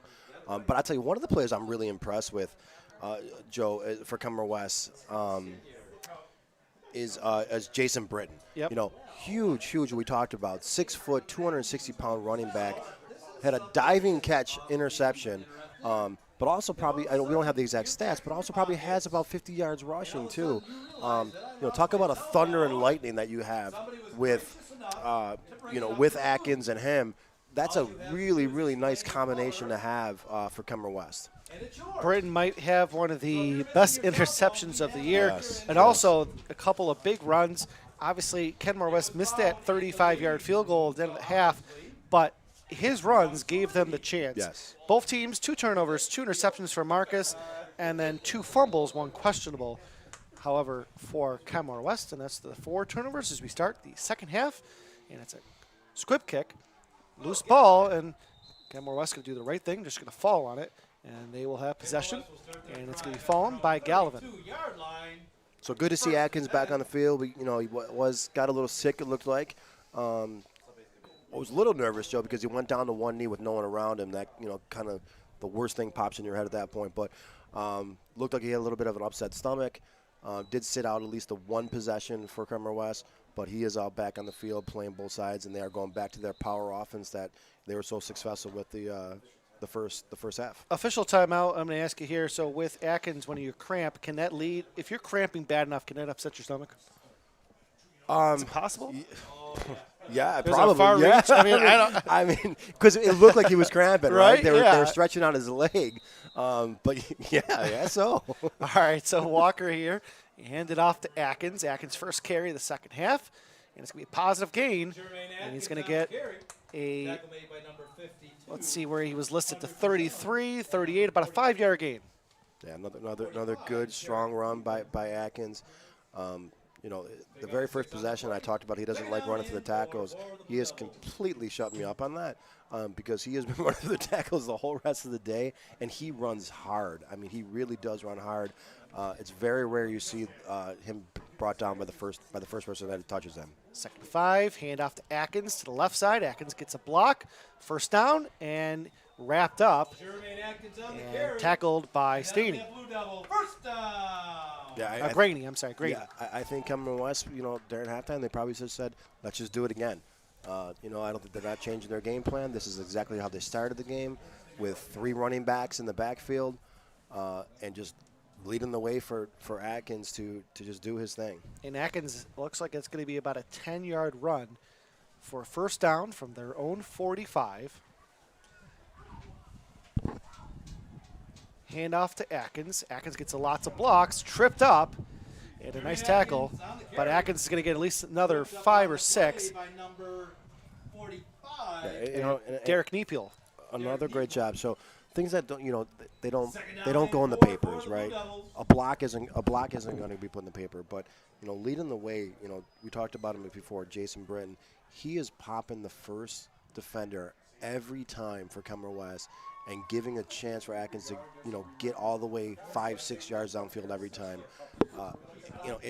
Fullback is kind of a forgotten position in this day and age, but he is a force. And there's a direct handoff to Britton. Britton's going to get closer to that first down, 3rd and 1. Just another positive game. I mean, all these runs that they've had, just because they're winning the line of scrimmage, I mean, it's not 1 or 2 yard gains. It's 5, it's 8, it's 10. And when you get that and you're moving the sticks and using the clock, especially with a 3-score lead, I mean, it's in their hands right now. Yeah, it really is. I think, it's their game to lose right now. Just don't want to make mistakes. But, again, you're keeping the Starpoint offense off the field, and they are just running it down their throats again. 3rd and 1 to Atkins. Atkins is going to break this one loose. The 30, the 20, the 10, the 15. Touchdown. Wow. Atkins from 40. Well, I'm going to say it's 46 yards with where he had the ball. And another long touchdown from Atkins. And that's his 4th of the day. Joe, number 7, Lee for Starpoint, he is not a slow player. He's a very fast, good athletic. And Atkins turned the corner on him, and he was gone. That kid is flying today. His 4th touchdown. That's 11 touchdowns in 2 weeks for Atkins. I mean, this kid is in another level right now. The extra point coming up off the touchdown from Atkins. The snap, a little botched. Kick, and it's good. And a great job by Walker, placeholder, or keeping composure. So with the 4th touchdown from Atkins, 7 last week, out of the 4, I've got it's 88 yards just from the touchdowns. Yeah. You had all the other rushing. It's just been an incredible day. But you're right, we got to give props to the offensive line, just winning their battles up front. I mean, Atkins is fast. He's got to beat his defenders in the 3rd level, but the offensive line is giving him that chance. Yeah, and already with 288 yards rushing for Kenmore West, and with a 4-score lead, they're not going to start throwing the ball now. No. So how many yards are they going to end up with? I mean, 288. I mean, they're on pace for a 400-yard rushing game for Kenmore West. This is.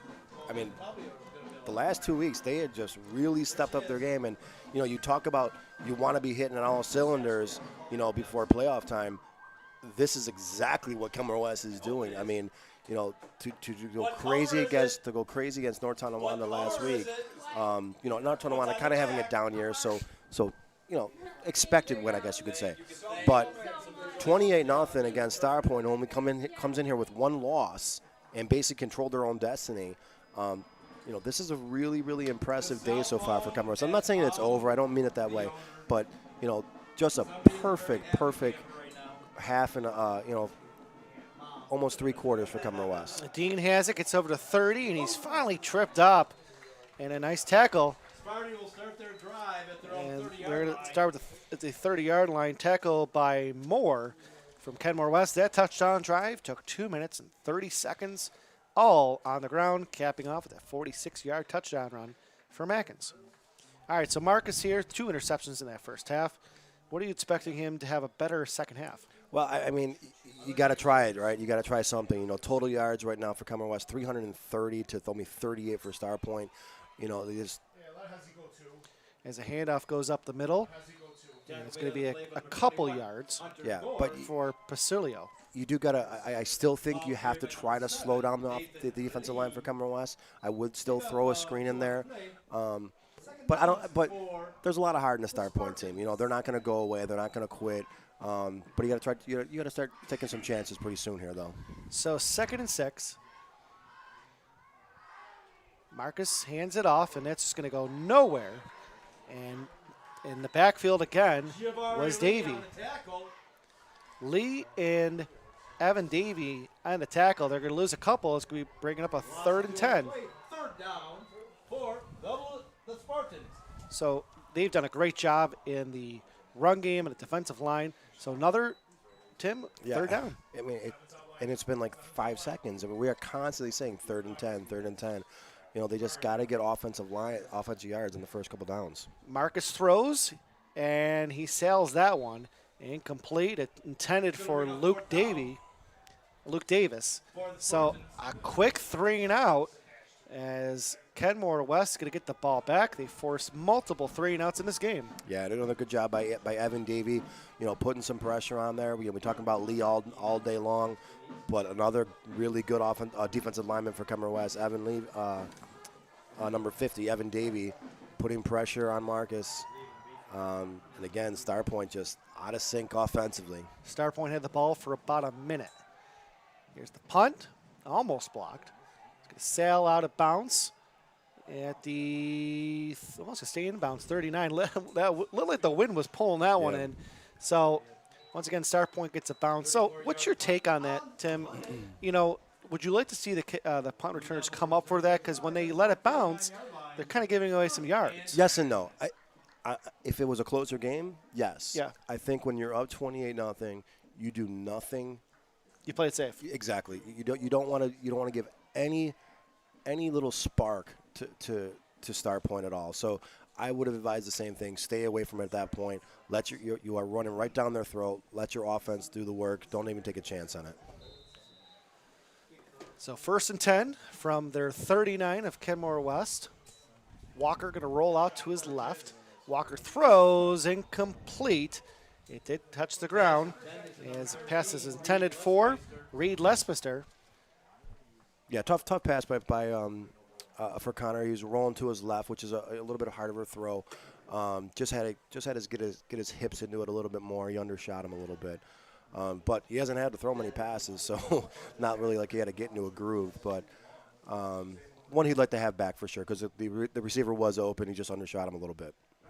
And as we talked about earlier, he just doesn't throw the ball. He had 82 passing attempts on the year and only threw 1 TD. It's a weird stat to see 1 touchdown, 6 interceptions. Right, especially with a team with 3 wins too. So, but yeah, they're a running team. It is what it is. Here's Walker rolling out left again. Walker's going to loft it in the air. He's got Lee, and Lee catches it. Beautiful throw right over Dean, and a first down. Yeah, that's a great way to you underthrow him on the previous. Good job by Coach Haynes to get his young quarterback some get him some confidence. Threw a nice deep pass to a huge target. Dropped it right in the basket there. Good job there by the quarterback and also by Lee. 28-yard completion to Lee. Put it right in the breadbasket, right over Dean. So 1st down and 10 from the 35 with Walker and Britton back there. Going to give it to Britton. Britton's got a hole, and Britton's going to bust it out to the outside. He's still going at the 20, the 15, the 10. Finally wrapped out of bounds inside the 5. And about a 30-yard run from Britton. And I'll tell you, Britton's got some speed for a big man, but the offensive line creating that big hole up front, Britton takes advantage. Just pushing him back, and a little Derrick Henry-esque there, Joe. I mean, it's a big boy running at you, and I'm really impressed by Britton. So they're gonna mark him out at the 11, but nonetheless a 24-yard gain. Yeah, I mean, basically Kenmore West is doing whatever they want right now, running, throwing. I mean, they really are just picking apart the Starpoint defense right now. So here's Walker. And to Britton, and Britton this time is going to get wrapped up right in front, and good job for Starpoint. And Thomas Brown with the tackle, getting into the backfield, one of the rare times Starpoint's been able to breach the perimeter on the outside for a tackle. Yeah, I would expect that, we're probably in 4 down territory for Kenmore West. So let's see if Starpoint can keep them out of the end zone one more time to try and stay in this game because, let's face it, you go down 35, it's probably over at that point. And look what they're doing, right back to the power run game for Atkins here. There's Atkins. Atkins trying to find some space. He does, and he's going to fall forward, and Atkins just weaving his way through the defenders. Hey, Joe, it's like there's a magnet for the end zone for this kid. I mean, he just gets getting closer and closer to the end zone. I mean, he's just got a nose for scoring. It's really impressive to watch. He just keeps zigzagging like he's getting closer and closer. 7-yard run for Atkins, so 3rd and 1. So they get 1 more yard. It's going to be a very close 1st and goal if they don't score on this. I mean, I'd be shocked if they don't get him his 5th touchdown, right? Yeah. So Atkins has 4. They're at the 4-yard line on a 3rd and 1. And this time, a little miscommunication between the offensive line with Walker, and he's going to be short. It's going to bring up a 4th and 1. Yeah, look like a little bit of a busted play. I don't know if maybe the snap got bobbled a little bit, but Walker tried to just make some positive yardage. But 4th down here, I would expect to go right back to Atkins, right? I mean, if you need a yard, he's the guy to go to. Or Britton. Either one, right? And we've seen, I know he fumbled, but Jackson Gallivan had a couple big runs here while Atkins was hurt. Exactly, yep. But to put it in the hands of the player you trust most, and with how he's been the last 2 weeks, it's Atkins. So here's a pitched. Nope, it's a fake. Walker owes it up to Lee and just couldn't get 2 hands on it. And they surprised us on the 4th and 1. Yeah. But they threw up to a guy with a big target here. Dean this time plays the defense good, and they're going to turn it over on downs. Yeah, so a little bit of a life for Starpoint. I understand the play call. We talked about they were going to go back to that sooner or later because it was open the first drive, the fake pitch, and then the toss to Lee. I would have liked to see Lee go up with 2 hands and try to catch that, like a jump ball. What's your saying if you get 1 hand on it, you should have gotten 2? Yeah, I was a quarterback, so obviously yes, I think that. But that particular one, I think he could have went up with 2 hands there. It was set up for him to get it at the highest point. When he was 6'8" body, you want him to go up and get it over the cornerback. So a little bit of a life for Starpoint, but a little confusion here. They're going to have to take a timeout. So on that drive, Kenmore West kills about 2 minutes and 50 seconds around their drive. So Starpoint will get the ball at the 4, and a good chance here for Kenmore West to get a defense stop. Quick timeout. We'll be right back. Call 835-WOLF. Remember, you calling the Wolf. That's all you had to say. Call today.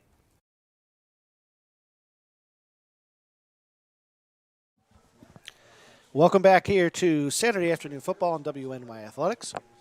Francis Beck producing our show tonight, and Tim Chifa, Joe Daniel here for a Section A, or Class A game here between Starpoint and Kenmore West. After the 4th down fail conversion to throw to Lee, Starpoint Tim has the ball deep in their territory. Yeah, they got their hands full here. I mean, this is they have to go to about 98 yards here to get some points on the board. And a flag on the play. It looks like there's some movement before the ball snapped again. So, Starpoint just out of sync, Joe. The only time, I've done a few Starpoint games this year, and this is really weirdly reminded me of the Grand Island game, Joe, where it was just like Grand Island scored on the first drive against Starpoint, and Grand Island scored on the first drive, and Starpoint just really couldn't get it together. It's a very similar feeling this game, what Kenmore West is doing to him. Marcus going to hand it off, and not much going in there. A nice tackle here by Noah Michael. No gain, as that run looks like will bring up a 2nd down. Yeah, so I'll tell you, it's not easy to be in a shotgun right now with this defensive line coming at you, and that's standing in your own end zone. He's got to get rid of the ball quick here. Here's a throw. It's caught by Dean. Flag on the play. If that's a hold in the end zone, that might be a safety, Joe, right? Yep.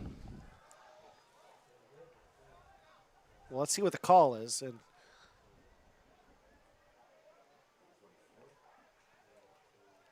they're Tackle was made by number 44, Nolan Noble. Oh, they got a personal foul roughing the passer, Joe. I think it was on Lee. I thought it was going to be a hold on Lee. Again, we don't have replays. We can't see it right away. But it looked like it was in the area of 1 or 2 plays, either holding or roughing the passer. So just a little bit aggressive play by Lee. Didn't look like he hurt Marcus by any means, so probably just one of those, those new kind of roughing the passers. We can't really, hurt the quarterback. So a little bit of a break there for Starpoint. So here's Marcus, our 1st down and 10. Looking left, looking right, thrown deep in the right sideline, and it's up, and a nice catch by Dean. He had to alter where he was trying to locate the ball, and he does. And a nice throw from Marcus. It's a first down. So after the penalty on the roughing the passer, Starpoint moving the ball. Yeah, got a little life. Really nice pass there, but a better reception. You know, sophomore receiver making a good turn on the ball, getting right out of bounds. So got a little life here for the Spartans.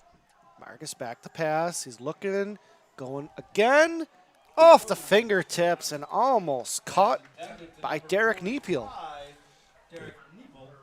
So really in regards to Starpoint, I mean, Dean's been their go-to guy. They tried to throw to Davis a couple times, but it really just a good job here by the cornerbacks. We talk about the defensive line, but, I mean, just good coverage here and not giving them much time to get open in their routes. Yeah, and you see that, you know, although Nepiel was a little bit open there, it would have been a perfect pass, which is really good coverage by Kenmore West. Here's a screen play, and it's caught at the 35-30, and finally wrapped up out of bounds from Nate Lee. So finally threw a screen. I've been asking him to throw a screenplay in for the whole first 3 quarters, or 2 quarters and a half. But that's the only way you can slow down a good defensive line is you let them in, you dump it over their heads, and you see that was very effective there. So really good good execution there by Starpoint. Here's a 1st and 10 from the 25, Marcus. And he's going to throw it out, and it's caught, and it's going to be knocked down. So a good job by Davis catching it. Gains it. And then just good defense here by the Blue Devils. That was a good play there by Kenmore West. Kenmore West has to watch for that. That's almost a setup play. That was actually a throw backwards. Yeah. What a lot of times they would do that is it'd be a double pass. So if they do that, then again, look for the receiver, number 8, Lucas Davis, to throw it maybe. Sometimes that is a setup pass. So Davis lost 2 yards, so 2nd and 12. Marcus going deep, throws it up, and it's caught for the touchdown. 28-yard touchdown pass to Dean, and Starpoint gets on the board from the touchdown from Marcus. Yeah, so that's what we were talking about before the game started. That was a big-time throw. Stood in the pocket, knew he was going to take a hit, and again, Evan Dean, what a talent for a sophomore, right? Great pass to the corner and a great reception by Dean, going up and get it at the highest point, staying in bounds and make a good reception there for 6 points for Starpoint. And a great drive that started from their own 2-yard line, right? Right, yeah. It started their own 2-yard line, got a rough in the passer call that helped them out a little bit, but Starpoint able to move it right down the field. So a 98-yard touchdown drive. Starpoint's on the board as they go for the extra point. And the kick is blocked, and the whistle blows. So 28-6 is our score. 3:38 remaining in this 3rd quarter. We'll be right back here on WNY Athletics. When it's time to sell your home, start with a visit to howardhanna.com, ranked the #1 real estate site for sellers. A few clicks will show you the sales price you can expect for your home. We can get you the most money in the quickest amount of time because we know where the local buyers are and how to reach them. So if it's time to sell your home, visit howardhanna.com today, and we'll match you with a local Howard Hanna agent to sell your home fast. I love being home. All right, welcome back here to Kenmore West. 98-yard touchdown drive for Starpoint gets them on the board, and a 28-yard touchdown pass to Marcus Dean, as the stats have improved for Marcus here, 8 of 16 for 127 now in this 3rd quarter. Yeah, so, I mean, that was the drive that we kind of expected from the Starpoint offense there. That was good, effective, throwing the ball down the field, threw in a screen play, a screen pass, which I think was huge, because I do believe that's the best way to slow down this defensive line for Kenmore West. But let's see how aggressive the offense is for Kenmore West here. I expect them to go right back to Atkins here. Picked up by Les Matier, the 40, the 45, and great field position here as they squibbed it. And they're going to have the ball around the 47. Leismeister. Yeah, so that's going to bother the Starpoint coaching staff for sure. I mean, if you're going to get the ball at midfield, you might as well try an onside kick. Yep. Might as well try and get the ball back. So definitely not what they had in mind on the kickoff. Let's talk about that drive real quick. You talked about the screen to Nate Lee. Yeah. Evan Dean, just 2 big catches here. Really, he's been the go-to man for them. Yeah, and you see that Marcus is not afraid to throw it to Dean, even if Dean isn't open. I think he's showing that he trusts Dean, that Dean is going to make a play. And I'm really impressed with the sophomore receiver who made 2 big catches, including the touchdown. All right, so 1st and 10. Hand off to Atkins. Atkins cuts into the middle, and he's going to get another positive gain here. And it's going to bring up about a 2nd and 5. You got to wonder, Joe, a little bit, is Kenmore West kind of maybe kicking themselves a little bit on that 4th and 1, faking it to Atkins and going for the touchdown pass as opposed to running it in with Atkins. Giving a little bit of breathing room to Starpoint. Might be a little too late, but I expect them to keep it on the ground now with Atkins almost this whole drive here. So 2nd and 6 from the 49 of Starpoint. Another handoff to Atkins. Atkins has a 1st down. Atkins has more at the 30, 25-20, 15-10. Can he get in the end zone? No, he's going to get chased out of bounds. Good job by Lee. But another strong run of 42 yards.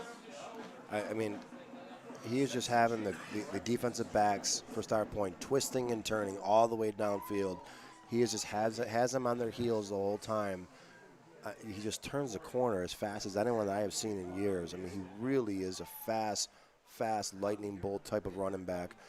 Just a really special talent for Kenmore West. So the last time Kenmore West was down this territory, they failed on a 4th and 1 to the throw to Lee. So they have another 1st and goal here. And, Joe, that brings the rushing total to 368 for Kenmore West. I feel like you just told me it was 288. Here's Walker. Walker's keeping it. And will get stopped near the goal line around the 2. And a late flag. A flag from the far side. I'm not sure which referee threw that, but that was one heck of a throw. Yeah, that was long. That was in the air a long time, wasn't it? Yeah. All right, that might be the best throw of the game we've seen now from the referee. I'm sorry. Love my referees, but hell of a throw. All right, so here's the flag. Another personal foul. Personal foul, yes. On both teams. Both teams. So okay. Replay the down. Personal foul on both sides. That will offset. I think it was after the play, Joe. I think it was after the play, so it'll probably it's just offsetting. Okay. So 2nd down. It should be. Yeah, it should be 2nd down. It's going to bring up 2nd down and goal. So 2nd and goal. And definitely 4-down territory. So a couple more chances they don't get this one. They're get it to Britton, and Britton's going to power his way through, and another flag. Flag on the play. I said the only one that deserved a touchdown, though, is Britton. Right? Yep. I don't know if it counted, but. Holding. Now, Tim, there's a holding on Kenmore West, but the play happens so quick. It doesn't amaze you. I mean, there's a holding, like how it happens so quick. Like 2 seconds, and, Yeah, so it was about a 2-second run, and he found a hold from the back. I mean, it's a tough call. I would agree with you on that one, Joe. I mean, that'd be a hold right at the snap, basically. Something my dad always says: there's holding in every play, and technically there is, but it's how you play the line, right? So that's going to push them back here. Replay the 2nd down. Just going to give them some more room to get more running yards. That could be true too. I mean, Britton's been great tonight. Yeah, I'd love to see him get a touchdown. I know. I mean, all over the place, and just leading the way for Atkins. The fullback doesn't get a lot of love sometimes. Your name is in the paper often, but he has led the way for Atkins to have a huge game again. And then the defensive, what you talked about, one of the best interceptions I've seen in a long time. Walker hands it off to Britton, and Britton's going to get a couple yards, but good job by Starpoint not letting him get to that 2nd level there. Yeah, good job by the defenders by Starpoint closing in on the gap. I think I think Britton may have seen daylight there, and Starpoint did a good job of closing the gap real quick there. All right, so the touchdown came off the board because of the hold, so 3rd and 10. Can Starpoint stop Kenmore West on back-to-back drives inside their own territory for the red zone opportunity for Kenmore West? Here's a pitch to Atkins. Atkins cuts and going to fall forward to about the 7. So another good job here as Starpoint's really tightened up their defense inside the red zone. Yeah, Kenmore West did try a field goal at the end of the half, remember, Joe? So I don't, they are, they are capable of going for a field goal.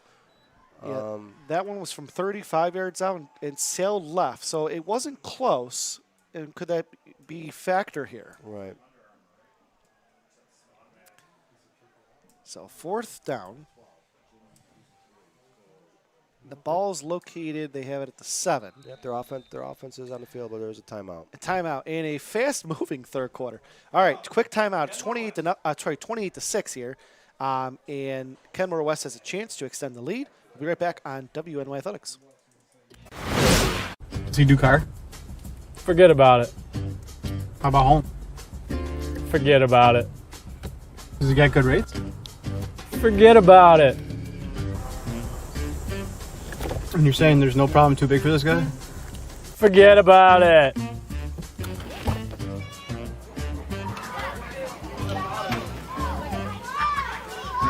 Paul, this is Johnny, the guy we've been talking about. Johnny, this is Paul Wolf. Mr. Wolf, it's nice to meet you. Thank you for the invite. Not a problem. It's Paul, not Mr. Wolf. Oh, sorry, Paul. Johnny, forget about it. For all your insurance needs, call 835-WOLF. And welcome back to Kenmore West. It's 4th down and goal. Ball's at the 7. Walker looking, throw, and is it caught? Got him. It is caught. Jason Britton gets his touchdown. Walker gets his first touchdown pass of the game. And on 4th and goal, the Blue Devils extend their lead to 34-6 with the extra point coming. No, that's a great job by Connor Walker there. Stayed in the pocket. That was about the 3rd receiver that he checked down to, and that's our boy right there, right? Number 34, Jason Britton, got his touchdown. He got a call back on the hold. He did. But got revenge there on a nice touchdown catch. They're going to go for it here on a 2-point conversion, and they're going to flip it back. It's still a live play. Walker's going to get in. Just short. Is he in? Ref's got a signal. If that got in, that's the best 2-point conversion I've ever seen. No, he didn't Just get short. it. Wow, that was pretty fun. What an unusual. And the referee from over here is signifying. Right. I'm waiting for the one that's actually near the play to say if he was in or not. So, okay. All right, Blue Devils, you go for 2. You don't get it, but that's an unusual play. So 34-6 is our score. All right, so let's get back to Britton. So Britton got that touchdown taken away from him in the hold. Did you think that his touchdown would be from a pass from Walker, who's only thrown one all year? And let's talk about Walker. Yeah, he's thrown some interceptions. He's made some good throws today to Lee. Yeah. But that was a tight window. Yeah, that was great because he was looking off to his right where where I believe Atkins was first. I think that was his first option, and then he kind of scanned the field and saw the big man, big Jason Britton through the middle. Threw a really nice pass where Britton may have not even been open, but he gave his receiver a chance to go up and get it, and a great job by Britton using his body to kind of box out the defender. A scoring update: Canisius defeated Erie 20-14 this afternoon. And when we have a second, we'll do a quick scoring update with how we got to 34-6. But we're going to have a kickoff here. We've seen a lot of them here from Kenmore West with Jimmy Pusatier. And his kick is good. And is it going to go out of bounds? No. It did not. Perfect. And Dean was waiting for it, but the ref was right there, and it stayed in bounds. So it's one of those days for Kenmore West where, you fumbled twice, it didn't hurt you, and that kick, it's one of those days where you can't do anything wrong. Yeah, one of those days for Kenmore West, and unfortunately one of those days for Starpoint too was, just some bad breaks for Starpoint. But they had a really nice drive on the last drive, and I think you're getting to a point, Joe, where, you have to you have to build on things, okay? And the last drive for Starpoint was a good drive. Starpoint has a really good chance. They're probably still going to be in the playoffs. I mean, they still have a good chance to get in the playoffs. So they need to be at a point now where they can take some positives out of this game, which there's not going to be a lot, right? But if you can, finish strong and get into the next game, have a big game next week, and then try to get back on all cylinders for the playoffs, because this is a game that they want to put behind them as soon as possible. I mean, barring a huge fourth quarter comeback. So 1st and 10, ball from the 20, under a minute to go here in this third quarter. Marcus back to pass. He's got a man open. It's Lee. The 40, the 45, knocked out of bounds by Atkins. And a nice throw to Lee, who's had 2 catches here in the second half. And that one is gone for a huge gain. So Marcus trying to find some rhythm here he has in this third quarter. Yeah, he definitely looks like a different player than he did in the first half. So real nice lead pass, getting it out to Lee. Getting it to your running back with some space and a really nice executed play there. 25-yard pass from Marcus as his stats have continued to improve here in this third quarter after a slow start. Marcus, and he's tackled. The ball was thrown, so no sack, but a great job there again by Jabari Lee. He's been kind of quiet in his third quarter, but this time he got to Marcus, and he hit him pretty good. Yeah, I think you're seeing him getting double teamed quite a bit, but he's just that's a huge body coming at you, 6'8" with his hands up. I mean, what do you do as a quarterback, right? I mean, that's tough. But good job by Marcus getting rid of that ball, right? Because that would have been a huge loss. So it still remains a 2nd and 10. And there was a point where Starpoint had -5 yards of offense.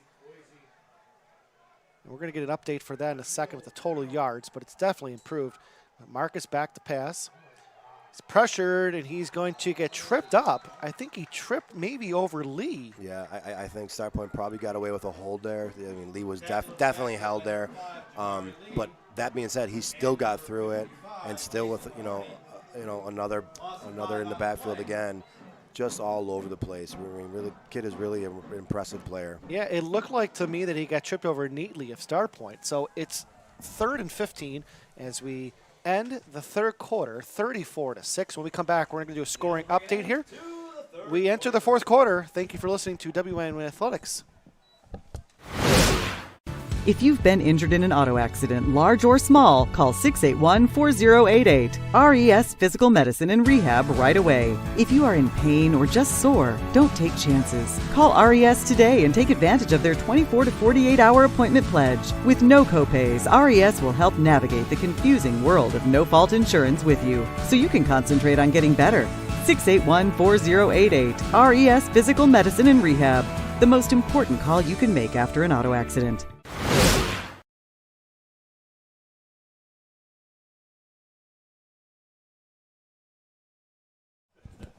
All right, welcome back here. Almost ready for the fourth quarter. 34-6 is our score. Kenmore West is in front. And just a scoring update of how we got here. Atkins with a 9-yard touchdown run. That made it 7-0. A 4-yard touchdown run from Atkins. 30-yard touchdown run from Atkins. 46-yard touchdown run from Atkins. Starpoint finally got on the board. And here's Marcus back to pass. And it is caught and knocked out of bounds with Lee. And a flag on the play.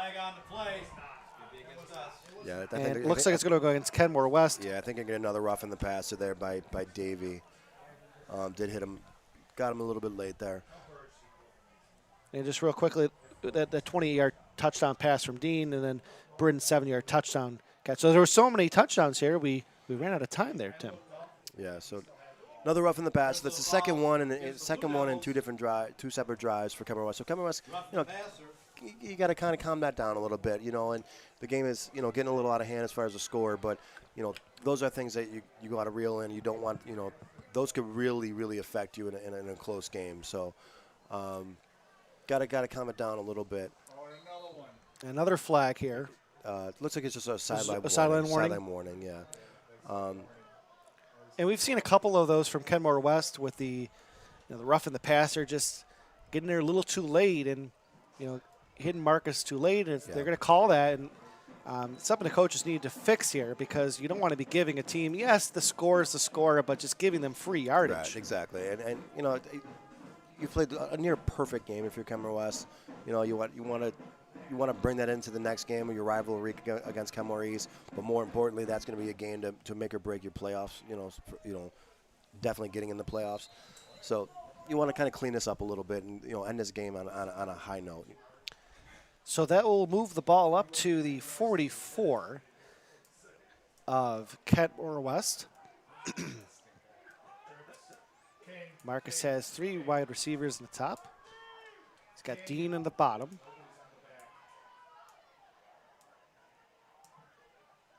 Marcus looking to pass.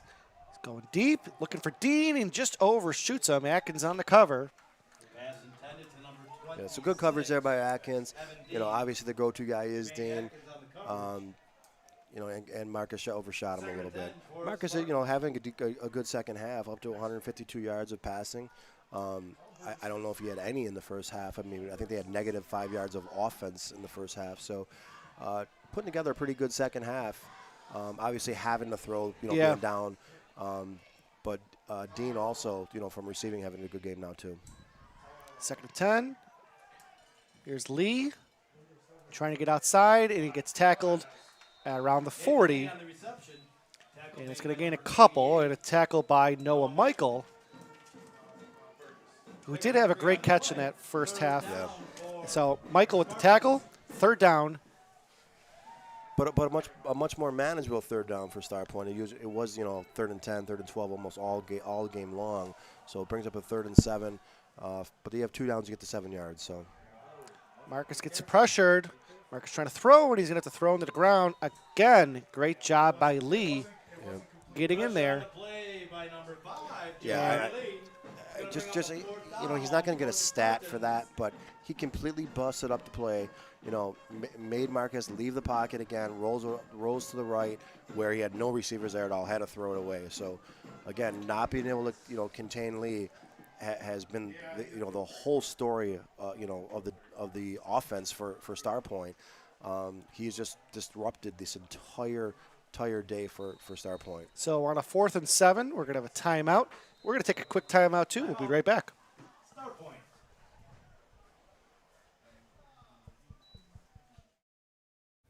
Call 835-WOLF. Remember, you calling the Wolf. That's all you had to say. Call today.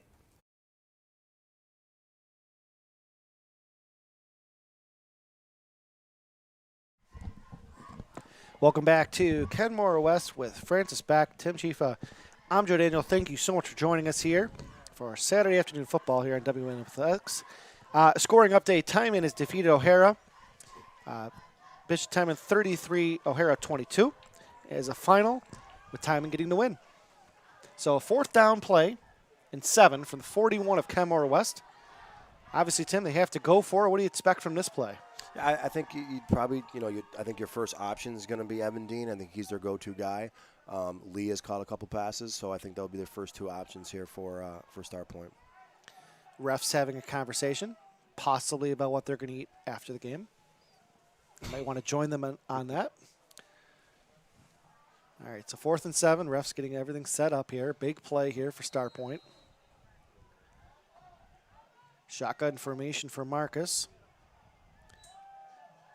Marcus throws, and it's caught. 1st down on the far sideline. Guess who that is? It's Dean again. And we've got 2 players on the ground. One gets up. It's 72 here for Starpoint is on the ground, Dylan Schrader. Yeah, so a good job there by Marcus. Just knowing where the sticks were, your go-to guy is Dean. Dean making a really good route, stopping right at the sticks, turn around, and the ball was right there for him. So good play, good play there, good execution by Starpoint. Another timeout for us. We'll be right back. When you're ready to buy a home, start your search at howardhanna.com. You'll be the first to see new listings, find similar properties, and connect with a local Howard Hanna agent. Get started today at howardhanna.com. Call 835-WOLF. Remember, you calling the Wolf. That's all you had to say. Call today.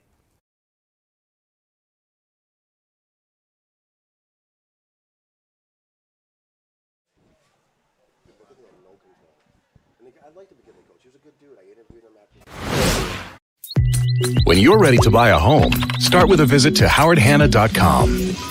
You can find new listings before they appear anywhere else and refine your search for immediate notifications of similar properties. Plus, get pre-qualified to make your offers stronger and connect with a local Howard Hanna agent who knows your area and how to close the deal. So when you're ready to buy, visit howardhanna.com and find your home fast. I love being home. All right, welcome back here to Kenmore West for Saturday afternoon football on WNMA Athletics. Francis Beck, Tim Chifa, Joe Daniel here. The score is 34-6 with 10:39 remaining. We had an injury, Dylan Schrader. And let's talk about that fourth down. Again, obviously they had to go for it, Starpoint, but Dean has come up huge in the second half. Yeah, really nice job by the quarterback, by the receiver. But, Dean is definitely their go-to guy. And, for a sophomore, I'm really impressed. He's a really, really good route runner. So Marcus on first down, 4 receivers. Marcus looking to pass. He's going deep. He's got a man. Just overshoots him is Dean. Double teamed out there with Atkins. And along with 84, Zivian Moore. So trying to fit that in a tight window there with double teamed out there. Yeah, but I think he's in desperation mode, yeah. and he's going to a guy he trusts the most. You mentioned that earlier for Kenmore West. Same thing for Starpoint now. It's who you trust the most. Obviously, Dean is his go-to guy, who he feels most comfortable going to. But he also has Atkins on him too. That's a tough matchup for Starpoint. All right, it's going to bring up the next play here with Marcus. Back to pass, rolling right, and pressured. He throws it, and it's intercepted. Intercepted the 35, in out at the 40, and this time Michael gets the ball. There's a flag on the play, though. Yeah, Let's see which way it's going to go. A couple of flags.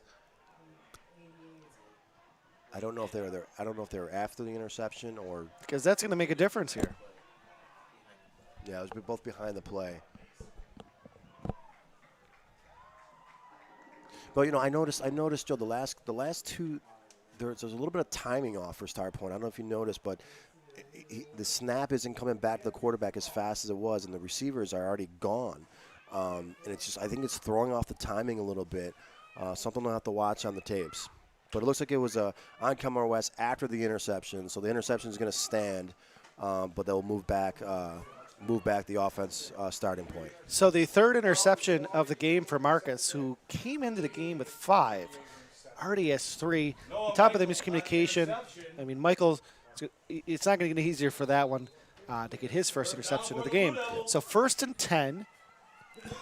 Ball is around the 20. And a run forward was Britton. Joe, Kenmore West needs about 29 yards before that play to get 400 on the day. So I almost expect him to get it, barring a turnover here, to 400 yards rushing against a team that only had 1 loss coming into this game. Really impressive performance by Kenmore West today. And Atkins has a huge chunk, but Britton has a lot. A couple of them have been from their third down back, Jackson Gallivan. Yep. So, second down here in 5. If we approach the 9-minute mark, ball's at the 27. Britton again. This time, he's going to go nowhere. Tackled really quickly by Starpoint with Kyler Lee. So no gain, third down. 3rd and 5. Yeah, I think if you're Kenmore West, you keep the clock running. You take your time. You don't snap it until there's about 1 second left on the clock. You take no chances here either. You could, run the ball and then just punt it away if you have to.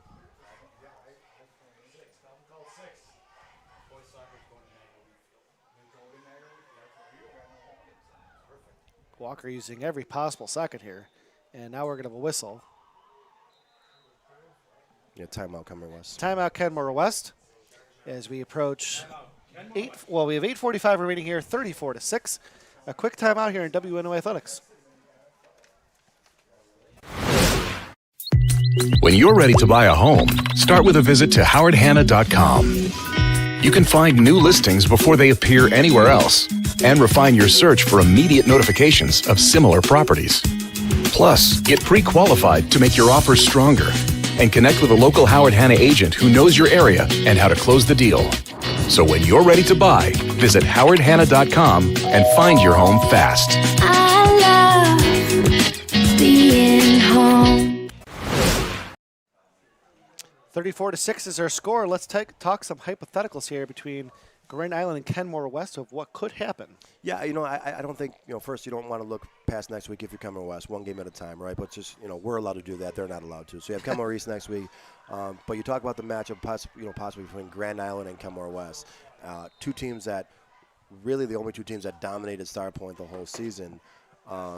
Could be a really fun matchup. Two teams that know each other really well. And both more importantly, hitting on all cylinders at the right time. So could be a really fun, matchup if that does end up happening. Atkins did get a first down on the pitch play, but there was a hold. It's coming back on Kenmore West. But next week, Starpoint will play at home against Burgard, and obviously for rivalry week, it's going to be Kenmore East versus Kenmore West here next Saturday. So after the hold, they're just going to move backwards here. Not many penalties on the offensive side. We've seen plenty on the defensive side with some roughing the passer, but really offensively they've been clean from the line. Not too many. Yeah, just besides the Kenmore West touchdown, they got called back. Of course, one of the bigger plays, right? But all right, so 3rd and 27. 3rd and 17. I'm sorry, 3rd and 17. There's a throw, and it's caught by Britton. And it's going to be about a 16-yard completion. I'll tell you, that's a really nice pass there. Really was a nice pass by Walker. Similar route, to the touchdown to Britton. A pass right up the middle to like you mentioned, to a small window. But brings up a chance if they want to go for this. It was 3rd and 16. I think it brings up a 4th and maybe 1 or 2. Mm-hmm. We've seen them go for this earlier. No reason to think they wouldn't go for it now. So a very manageable 4th down. They've controlled the time of possession here mightily in this game. So a good chance to extend that here. Here's Atkins. Atkins got the first down. Atkins got more. He's busting loose, and he's the 50, the 40, and he will score at the 10 and into the end zone. Touchdown, Atkins, another touchdown. Wow. I mean, how about that hole? What a great job by the offensive line for Kenmore West. I mean, just hole you could have drove a bus through, and then Atkins, the speed of Atkins, just flying away from everybody else for his 5th touchdown. We're trying to count here. It's 5. I think it's 5 touchdowns, right? 5 touchdowns. So 12 touchdowns in 2 weeks for Atkins. And that brings the total to 444 yards of rushing for Kenmore West. That is impressive. So I've got that officially listed because I always look to see where the ball was, right? As the extra point's coming up here to extend this lead. It's 40-6 right now. Last one was blocked. It's the kick. This one it's good. Refs really do take their time raising those arms, don't they? Right. So it's 41-6. Back to his touchdown. I always look to see where the ball was right when they left, whether it's a throw or touchdown for a run. Yeah. 70 yards. Yeah. 70-yard touchdown run. On 4th down. On fourth down. But that all was set up because of the pass to Britton on 3rd and 17.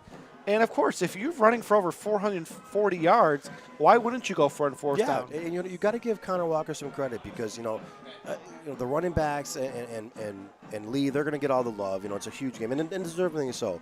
But, Walker, when the few times that he had to make a big pass, he stepped up and he made them. I give the kid a lot of credit. That it was 3rd and 17. They make a 15-yard or 16-yard pass across the middle, and then just give it to your go-to guy, your superstar, who has really just been overly impressive the last 2 weeks. Five touchdowns for Atkins today, Mm-hmm. 7 for him last week. So, I mean, the kid's on fire right now. And then you got Kenmore West next week. I mean, like you mentioned earlier, how many would he have had if he was playing running back, 3 weeks ago, 4 weeks ago? Yeah, because he came into the game with a Section 6 stats of 9 touchdowns. 7 was last week. It's never too late to find a gem, though, right? Right. Especially when, right needing before these 2 playoffs wins. too, And, right? this was really a must-win for Kenmore West, and looking like they're going to do that here. So here's a squib kick. Controlled at the 20, 30, 35, and finally taken on around a 36. Jackson Gallivan with the tackle. And 7:12 remaining. It's 41-6. Blue Devils in a game that they've led the whole way. They forced the 2 turnovers, almost a third one, but there was a penalty. And they've just done a good job limiting Starpoint in the air. Yeah, Marcus is going to get his yards, but it's really been controlled. Yeah, and the very first drive, they came out defensively, put the pressure on him, got an interception, and then since the first time they got the ball, they have controlled the line of scrimmage through the entire game. And obviously the 444 yards of running offense for Kenmore West shows how much, their line's got to get some credit for this. I mean, they're not going to get their names in the paper or anything like that. That's all Atkins and, and Lee and all that. But 444 yards, that is a full team performance there. Quick timeout. We'll be right back here, 41-6 with 7:12 remaining. Does he do car? Forget about it. How about home? Forget about it. Does he get good rates? Forget about it. And you're saying there's no problem too big for this guy? Forget about it.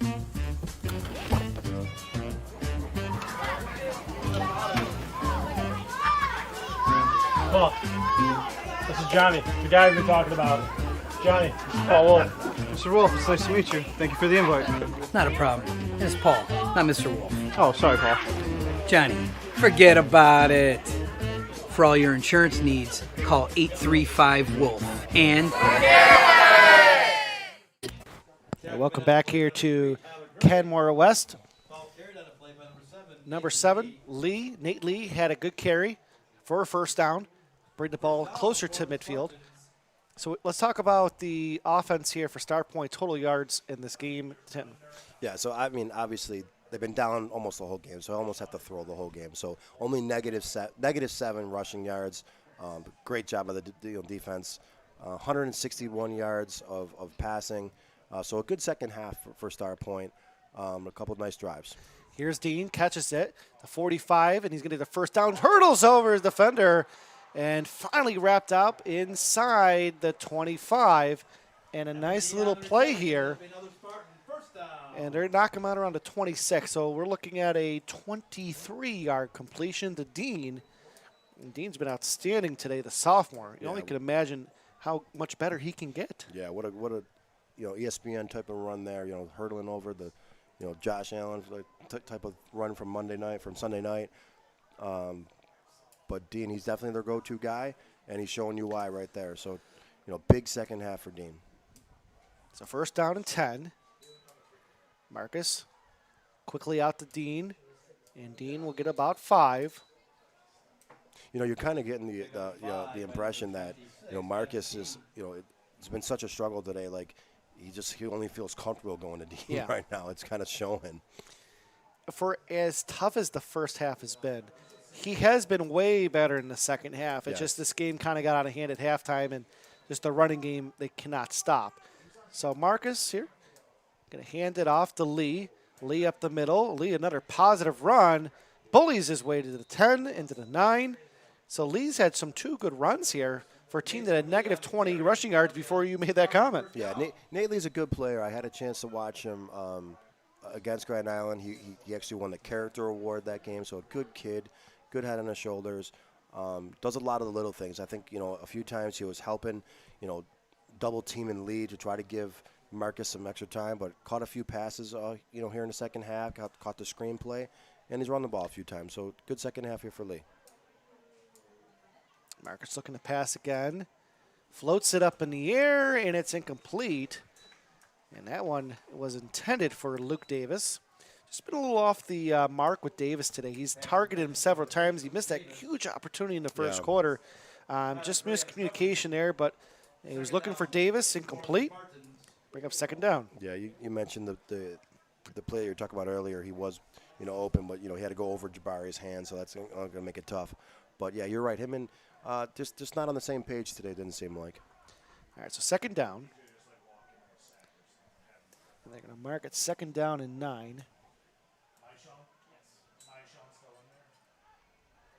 Here's a pass, and it's caught, and it's a touchdown for Starpoint. And a nice catch by Neeple. No flag, so the touchdown will count. And that's going to make it 41-12. Second touchdown pass of the game for Marcus. And that you saw that was the talent of Marcus right there. Stood in the pocket, put some zip on the ball. Really nice pass across the middle to Derek Neeple. So they're going to go for 2. Marcus throws, and this one's caught again by Neeple, so 41-14. So some life here for Starpoint, as yes, this game might be out of reach, but just trying to get some momentum going to their next game. Absolutely. We talked about that a little while ago. You're at a point now, you got to try to build on some things, find some positives. So that's a couple good drives, the second half for Starpoint. Maybe Kenmore West maybe taking their foot off the gas a little bit. So I don't know if you're Kenmore West, you want to be doing that because you want to go, flying on all cylinders also going into the, to the last game of the season and then playoffs. But a couple of good drives for Starpoint, and you see the talent that we talked about with Carson Marcus, the senior quarterback for Starpoint. There's no quitting that kid. There really isn't. Made a really nice pass there, stepped up in the pocket, and made a good pass to Derek Neeple. Not only for the touchdown, but also for the 2-point conversion. So 2 touchdown passes to Neeple, and then he also had one to Marcus Dean. That one went for 28 yards. So do you try an onside kick here, Joe? Why not? Why not? Right. Why not? It looks like they're kind of lining up for that. I don't think Dick Geron's down there. Yeah. So. Yeah. It looks like he's trying to line up for it. And you know what? If you don't get it, it's good practice. This is a good opportunity here. So here's the onside kick. Good bounce, and it will be collected by Michael. So Michael just used his body and his strength. That ball just did come right to him. So they're going to have the ball at midfield. They'll have the ball right back here, as they've been very impressive on the ground. We expected that. And we did see some impressiveness here from Starpoint in the second half, throwing the ball. It just was a little too late here. Yeah. And the run game and owning the line of scrimmage just made a difference in this game today. Yeah, I think they got the life sucked out of them a little bit. Yeah. They've been pushed back, and the line has been pushed back on the offense and defensive side for Starpoint. So, Kenmore West kind of they beat them up a little bit. New quarterback in the game for Kenmore West, and he almost fumbled the ball. There's a whistle, and the game is Zach Zayats. Yeah, I think he when he picked it up, his knee was on the ground, so that's automatically blow the whistle there. So a good break for them too. So how much practice does a backup quarterback get with just being out there, whether it's the first team, second team? Well, usually in high school, he's probably gonna run the opposing team's offense, so he'll get some practice there. But he's played against usually the first team defense. That makes it tough. To answer your question, not a ton, and you can see there's a fumbled snap, and just little things like that. So anytime you can get your quarterback in some work because you're winning, that's a huge thing. Here's a handoff and a nice run. About 7 yards. We don't have a 48 on our sheet, but it was a nice run for number 48. Ball carried by number 48. Yeah, nice to see some of the backup players getting some time for Kenmore West. You never want to give backup players time when you're losing because you don't enjoy it as much. But when your starters are enjoying themselves on the sideline, cheering on these players, they practice all week long. They want to get in the game. So to be able to get in a game a huge game when you have a 41-14 lead, that's a big deal for Kenmore West. It was a 3rd and 3, and he's going to be short, gain about a 2, with number 48 getting the carry again. Holtz number 48. Oh, number 48's Holtz. Okay, so Holtz number 48. We apologize. He's not on the official sheet. So 4th and 1. Let's see what they go for, and I believe they will. Yeah, I mean, if the quarterback's lining up under center, I would expect him maybe just to kind of move forward himself. Probably could get the first down that way. So 4th and 1 as we approach 3 minutes and 30 seconds left in this game. Another fumble, but picked up and going to get about 7 yards here. And a good job by Salea Clemens. It almost looked like the fumble Ruski play from the 50s there, Joe. Yeah. The fumble on purpose. I don't think it was on purpose, but, man, that worked out. It's, you mentioned this earlier. When it's just your day, it's your day, yeah, right? Clemens in the right spot at the right time. So on a 4th and 1, they get it the unconventional way by fumbling the ball and picking it up and running for it. But, Tim, it counts. All right, so first down and 10. Ball is at the 33. Clock ticking away here in this 4th quarter. Zayats fumbles it again. Definitely having some trouble with the snap. Yeah, that's the 3rd time, and they've recovered them all 3 times. Pretty sure Sean McDermott would not appreciate that. You see Coach Haynes yelling at him how to take the snap. So. There's only about 2.5 minutes left. So all right, so 2nd down. Zayats has lost a couple fumbles, but hasn't lost it yet. Well, that's technically true, yes, because they didn't get the ball. It's weird to say he didn't lose it, but because he lost it out of his hands. All right, so Zayats under center here. Will it be a clean snap? This one is. And a nice run by Moore. And Holtz. Poltz, sorry, Poltz. So I think we're going to have to write down his name. I know there's not much time left. But so Poltz is 48.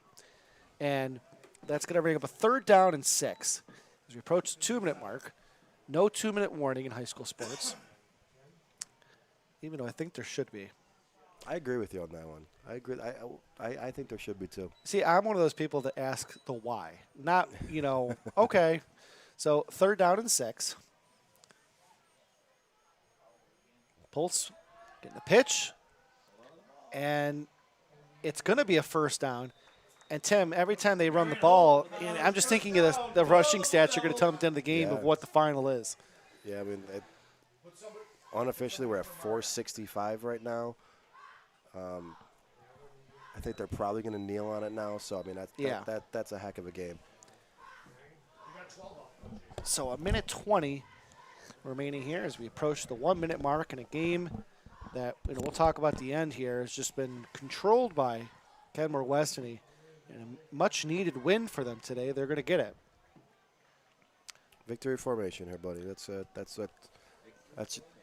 favorite play. And to be safe, they're putting Walker back in the game to do it.